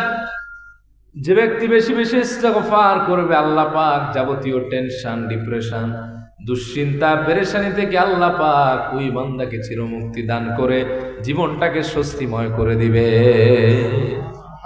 বর্তমানে মনোবিজ্ঞানীরা বলে বাংলাদেশের 75% আপ যাদের বয়স 18 থেকে 80, এই শ্রেণীর মানুষের অধিকাংশ 75%-এর উপরে মানুষ হলো নানান ডিপ্রেশনে ভুগে, অশান্তির বেড়াজাল আবদ্ধ হয়ে আছে। সে অশান্তির দাবানল তার অন্তরের ভিতরে ধাউ ধাউ করে চলছে। এই টেনশন সহ্য করতে না পেরে বহু মানুষ সেল লাইনে মাথা দেয়, এরকম আছে না নাই? বহু মানুষ আত্মহত্যার পথ বেছে নেয়, টেনশন সহ্য না করতে পেরে বউটারে তালাক দেয়, আছে না নাই? আমার আপনার এক সিলেটে হজুর বালা নেই, আমি হয়েজিও বালা, আপনি বালা নেই, হয় বালা। হজুর একটা প্রবলেমে পড়ে গেছি, বেড়া লাগিয়ে গেছে। আমি গীতা হয়েছে, হয় আমি আমার বউরে হয়েছি তুইও তালাক, তোর মায়ও তালাক। আমি গীতা করলা কি ভাই? হজুর টেনশনে মাথাটা একবারে অবস্থা খারাপ আছিল, আমার বউ তেন যেন আমার মাথা গিলি খায়। আমি তো আর আপনাদের মতো বলতে পারি না, এটা হলো সারমর্ম বললাম। আমি আছি প্রবাসে, খালি এইটা দাও, ওইটা দাও, হ্যাং দাও, ত্যাং দাও, নানান যন্ত্রণায় মাথা খায় ফেলায়। সারাদিনের টেনশনে আমার জিন্দিগি অচল। লাস্টে মাথা ছিল গরম, ভাইঙা ফেলছি সরম, বুঝছি তুই তালাক। আমি বললাম তোর মায় তালাক এটা কইলেন কে? এটা ওই অর্থে কই নেই, অর্থাৎ এর মায় ও যদি তালাক হয় তাহলে তার শাশুড়ি থাকবে না, এটা এক্স শাশুড়ি হয়ে যাবে। এই জন্য অগ্রিম আর 14 গোষ্ঠী দিয়ে দিছি। আমি কইলাম এখন কি চান? এখন চাই বউটারে ফেরত আনতে। আমি কয়ে গেছে গা 3 তালাকের পর তো বউ আসে না। ইতা কিতা হইলা রে বা। তো এই টেনশনের কারণে স্ত্রীর মানুষ তালাক দেয়। এই টেনশনের লোড না নিতে পেরে আত্মহত্যার পথ মানুষ বেছে নেয়। যার ভেতরে একবার টেনশন ঢুকে গোটা জিন্দিগিদার তার নরক হয়ে যায়। ঠিক কিনা বলেন? আর টেনশন কমানোর মহা ঔষধ হলো ইস্তেগফার। অনেকে ডিপ্রেশন কিলিং বড়ি খায়, রাতে ঘুমায় না, 300 টাকার পার ডে বড়ি খায়, কাজ হয় না। এরকম আছে না? কথা কন, আছে না নাই? বহু লোক এমন আছে। এজন্য বেশি বেশি টেনশনের সময় আস্তাগফিরুল্লাহ পড়েন। কি পড়বেন? 3 নম্বরে ওয়ারাযাকাহু মিন হাইসু লা ইয়াহতাসিব। যে ব্যক্তি বেশি বেশি ইস্তিগফার করবে, আল্লাহ পাক যাবতীয় টেনশন, ডিপ্রেশন, দুশ্চিন্তা তো দূর করবেনই, সাথে আল্লাহ পাক এমন জায়গা থেকে বান্দার রিজিকের ব্যবস্থা করবেন যা বান্দা কল্পনাও করে না। সুবহানাল্লাহ পড়ে। অনেকে আছে বিদেশে গিয়ে কাজ পায় না, এরকম আছে না? কাগজপত্র লিগাল হয় না। অনেকে এমন আছেন দোকান দিয়েছেন এত আশা করে, কিন্তু দৈনিক 500 টাকা বিক্রি নেই। আবার অনেকে এমন আছেন দোকান দিয়েছেন, শাটার টন করলে 2000 টাকা খরচ, 2000 টাকা বিক্রি নেই। এরকম আছে না? অনেকে আছে এমএ পাস করে চাকরি পায় না, ভালো ভালো ইউনিভার্সিটিতে পড়ে বেকারত্ব নিয়ে করে বিয়েও করতে পারতেছে না। আপনি বেশি বেশি আস্তাগফিরুল্লাহ পাঠ করেন, দেখবেন আল্লাহ সুবহানাহু ওয়া তাআলা আপনার যাবতীয় টেনশন তো দূর করবে, এমন জায়গা থেকে রিজিকের ব্যবস্থা করবে যেটা আপনি স্বপ্নেও কোনোদিন ভাবেন নাই। সুবহানাল্লাহ কইতে মন চায় না? 4 নম্বরে যে ব্যক্তি বেশি বেশি ইস্তিগফার করবে, আল্লাহ পাক দুনিয়া এবং আখিরাতের আযাব থেকে বান্দাকে হেফাজত করবেন। ওই ব্যক্তিকে আল্লাহ পাক দুনিয়ায় কোনো বড় বিপদে ফেলবেন না, তার ঘরের ভিতরে আগুন লাগবে না, তার জানমালের কোনো ক্ষতি হবে না। আর আখিরাতে আল্লাহ পাক আযাব দিবেন না, মিজানের পাল্লাটা তার জন্য ভারী করে দিয়ে সহজেই জান্নাতে ঢুকায় দিবে।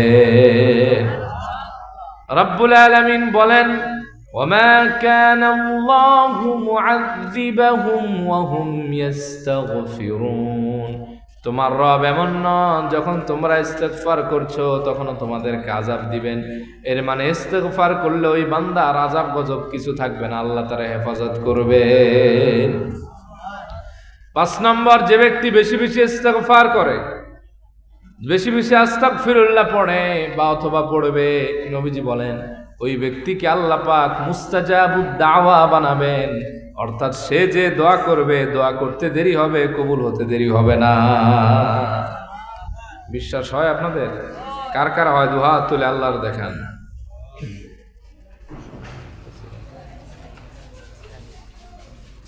বিশ্বাস হয় আপনাদের? হাত নামান। আমি আপনাদের একটা ঘটনা শোনাই, শুনবেন? ইমাম ইবনুল জাওজির লেখা একটা কিতাব আছে, মানাকিব লি ইমাম আহমদ ইবনে হাম্বল। কিতাবের নাম মানাকিব লি ইমাম আহমদ ইবনে হাম্বল, লিখেছেন ইমাম জাওজি, ইবনুল জাওজি নামে উনি পরিচিত। তো উনি ওনার কিতাবের মধ্যে লিখছেন যে সাইয়েদানা ইমাম আহমদ ইবনে হাম্বল উনি ছিলেন ইন্নাহু কানা আবদান সালেহা, উনি বড় মস্ত বড় আল্লাহর ওলি ছিলেন। 12 লক্ষ মতান্তরে 10 লক্ষ হাদিস তার সিনার ভিতরে মুখস্থ ছিল। সুবহানাল্লাহ কইবেন না? উনি একাধিকবার আল্লাহর হাবিবের স্বপ্নে জিয়ারত পেয়েছেন। উনি ছিলেন ফকিহদের সম্রাট, মুহাদ্দিসিনদের শিরোতাজ। ওনার জীবনের একটি স্মরণীয় বর্ণনীয় একটা ঘটনা ইমাম ইবনুল জাওজি এই মানাকিব লি ইমাম আহমদ ইবনে হাম্বল কিতাবে এনেছেন। যে হযরত ইমাম আহমদ ইবনে হাম্বলের এন্ডিং টাইম অফ লাইফ, জীবনের শেষ সময়, শেষ পিরিয়ডে উনি একবার হাদিস সংকলনের কাজে গেলেন এমন এক এলাকায়, যে এলাকায় উনি কখনো এর আগে যান নাই। সময়টা ছিল এরকম শীতকাল। তুমি সালাতুল মাগরিব এক মসজিদে আদায় করেছেন, সালাতুল ইশাও সেখানে আদায় করছেন। তো মনস্থ করলেন যে ফজরের নামাজ পড়ে সেখান থেকে বের হবে। কিন্তু ফজর নামাজ পড়বেন কি, ইশারের নামাজের পরে যখন তিনি মসজিদে বসে বসে আপনার একটু অপেক্ষা করছিলেন, কিতাব মোতালা করছিলেন, ওই মসজিদের খাদেম এসে বলছেন সবাই গেছে, আপনি যান না কেন? তিনি বললেন, বাবা আমি তো দূরদেশ থেকে এসেছি, এই এলাকা আমি কিছু চিনি না, আমার দিলের তামান্না মাগরিব পড়েছি, এশা পড়ছি, ফজর পরে একবার এখান থেকে বের হব। সুবহানাল্লাহ কইবেন না? মসজিদের খাদেম বলল, না, বের হও, এই জায়গা থাকা যাবে না। আমাদের দেশেও কিছু ইমাম মুয়াজ্জিন আছে, দেখেন, মাইন্ড করেন না, মুখের ভাষা এত কর্কশ, মনে হয় মুখের ভিতরে জন্মের পরে একটু তাল মিস্ত্রিও জুটে নাই, কথা কয় আছে না নাই? ইমাম আহমদ ইবনে হাম্বল এক পর্যায়ে বের হয়ে গেলেন, থাকতে পারলেন না। একাকী বৃদ্ধ মানুষ, শীতের রাতে রাস্তায় চলতেছেন, কত দূর আসার পরে দেখতেছেন দূরে মিটি মিটি আলো জ্বলতেছে। এসে দেখেন একটা বাজার, বাজারের মাঝ বরাবর এক যুবকের দোকান, সে হলো খাব্বাস, রুটি বানায়। এসে ওই যুবকরে বললেন, তোমার কাছে কি আমার একটা রাত এই বেঞ্চের ভিতরে বসে কাটানোর সুযোগ আছে নাকি? আমি দূর দেশ থেকে এসেছি, কোথায় যাব, রাত্রিবেলা পথ ঘাট চিনি না, বৃদ্ধ মানুষ, তোমার বেঞ্চের পাশে বসে যদি তোমার চুলার উষ্ণ একটু আবহাওয়ায় নিজেকে প্রফুল্ল করতে চাই, কোনো সমস্যা হবে নাকি? ওই খাব্বাস রুটিওয়ালা বললেন, আহলান ওয়া সাহলান মারহাবান বিক, you can stay with me, no problem. আপনি আমার সাথে একটা রাত তো থাকবেন, থাকেন, এতে আমার কোনো সমস্যা নাই। সুবহানাল্লাহ কইবেন না? যুবক বলল, আমিও মনে মনে খুঁজতেছিলাম একজন লোক, একাকী রাত্রে দোকানদারি করতে ভালো লাগে না, একটা লোক যদি আমার পাশে বসা থাকে, তার সাথে কিছু গল্প করলে সময়টা ভালোই কাটবে। বসেন বসেন, বই সাজান, কোনো সমস্যা নাই। এবার ইমাম আহমদ ইবনে হাম্বল দেখলেন ওই যুবকটি যখন ময়দার খামির বানায়, তখন বালকটি একটা শব্দই পড়ে, তা হলো আস্তাগফিরুল্লাহ। সুবহানাল্লাহ পড়ে। আবার যখন বালক ওই যুবকটি ময়দাটা লাড়ে চারে আবার পড়ে আস্তাগফিরুল্লাহ, গোল গোল বানায়, বলে আস্তাগফিরুল্লাহ, যখন বেলে লম্বা করে পড়ে আস্তাগফিরুল্লাহ, চুলার ভেতরে সেকে বলে আস্তাগফিরুল্লাহ, আবার যখন উঠায় তখনও বলে আস্তাগফিরুল্লাহ। ইমাম আহমদ ইবনে হাম্বল বললেন, মা লাকা ইয়া শাবাব দাইমান তাকরাউনা আস্তাগফিরুল্লাহ। হে যুবক, তোমার কি হয়েছে এমন বারবার শুধু আস্তাগফিরুল্লাহ পড়ো কেন? জীবনের কোনো অসঙ্গতি চলতেছে নাকি? রিজিকের অভাব নাকি? কোনো টেনশন আছে নাকি? আমারে বলো, বারবার আস্তাগফিরুল্লাহ পড়ো কেন?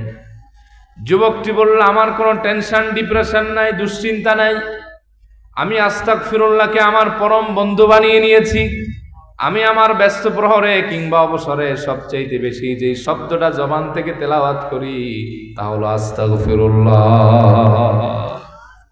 বলে, তাই নাকি? বলে, হ্যাঁ। বলে, আস্তাগফিরুল্লাহ এত বেশি পড়েছি, পড়তে পড়তে আল্লাহ এমন দয়া করেছেন, আল্লাহ আমারে মুস্তাজাবুদ দাওয়া বানায় দিয়েছে। যে দোয়া করি, দোয়া করতে দেরি হয়, কিন্তু আসমানে গিয়ে নক করতে দেরি হয় না। সুবহানাল্লাহ কইবেন না? ইমাম আহমদ ইবনে হাম্বল বললেন, আনতা মুস্তাজাবুদ দাওয়া, তুমি মুস্তাজাবুদ দাওয়া কও কি মিয়া? আমরা হলে কইতাম, বেড়া তুই বানাস রুড়ি, তোর দোয়ানি কবুল হয়, কথা কর। এবার ওই যুবকটি বলল, হ্যাঁ আমি মুস্তাজাবুদ দাওয়া, দোয়া করলেই কবুল হয়, জীবনের কোনো দোয়া আমার কবুল হয় না এমন নাই, তবে একটা হয় নাই। বলে, কি সেটা? ইমাম আহমদ ইবনে হাম্বলের কিউরিসিটি বেড়ে গেল, আকর্ষণ বাড়ল। বলল, কোন দোয়াটা তুমি বারবার করেও ব্যর্থ হলে কবুল হয় নাই, সেটা আগে কও। বলে, আমি শুনেছি জামানার সবচেয়ে বড় ফাকিহ, মুহাদ্দিসদের মাথার তাজ, রাসূলুল্লাহ সাল্লাল্লাহু আলাইহি ওয়া আলিহি ওয়াসাল্লামের একজন ওয়ারিস, যার নাম আহমদ ইবনে হাম্বল। আমি প্রত্যেক দিন মোনাজাতে বলি, আল্লাহ আমার মরণের আগে আহমদ ইবনে হাম্বল রে একবার আমার সাথে সাক্ষাৎ করায় দাও, আমি তার কপালে চুমু খেয়ে একটু দোয়া নিতে চাই। কইতেছে কার সামনে? কইতেছে কার সামনে? সুবহানাল্লাহ কইতে মন চায় না? ফাতাবাসসামা আহমদ ইবনে হাম্বল, আহমদ ইবনে হাম্বল হাসলেন, বললেন, ও যুবক, তোমার এই দোয়াটা আল্লাহ পাক এত সম্মানের সাথে কবুল করেছেন। আহমদ ইবনে হাম্বলকে খুঁজতে তোমার তার দেশে যাওয়া লাগে নাই, আল্লাহ রাব্বুল আলামিন তোমার কাছে আহমদ ইবনে হাম্বল রে পাঠায় দিয়েছে। বলে কি বলেন? আমার মতো রুটিওয়ালার কাছে আহমদ ইবনে হাম্বল কি করবে? বলে ইয়া শাবাব উনজুর ইলাইয়া আনা আহমদ ইবনে হাম্বল, ও যুবক, প্রত্যেক দিন যার জন্য দোয়া করো মোনাজাতে, আমি আহমদ ইবনে হাম্বল তো এই মুহূর্তে তোমার সামনেই দাঁড়ানো। যুবকটি দাঁড়ালেন, জড়িয়ে ধরে কপালে চুমু খাইলেন, বাড়িতে মেহমানদারি করালেন, তার শেষ দোয়াটাও আল্লাহ মঞ্জুর করে নিয়েছেন। সুবহানাল্লাহ। তাহলে 9 নম্বর, ইস্তিগফার করবেন বেশি বেশি ইনশাআল্লাহ। 10 নম্বর, আপনি বেশি বেশি আল্লাহ সুবহানাহু ওয়া তাআলার কাছে ক্রন্দন করবেন, নিজের জীবনের আত্মসমালোচনা করবেন, দেখবেন আল্লাহ তাআলা অন্তরটাকে আপনার সুশান্ত প্রশান্ত একেবারে সাকিনাওয়ালা দিল বানায় দিবে ইনশাআল্লাহ। হাযা মা ইনদি ওয়াল ইলমু ইনদাল্লাহ আলাইহি তাওয়াক্কালতু ইলাইহি উনীব। আস্তাগফিরুল্লাহ লি ওয়া লাকুম ওয়া আতুবু ইলাইহি।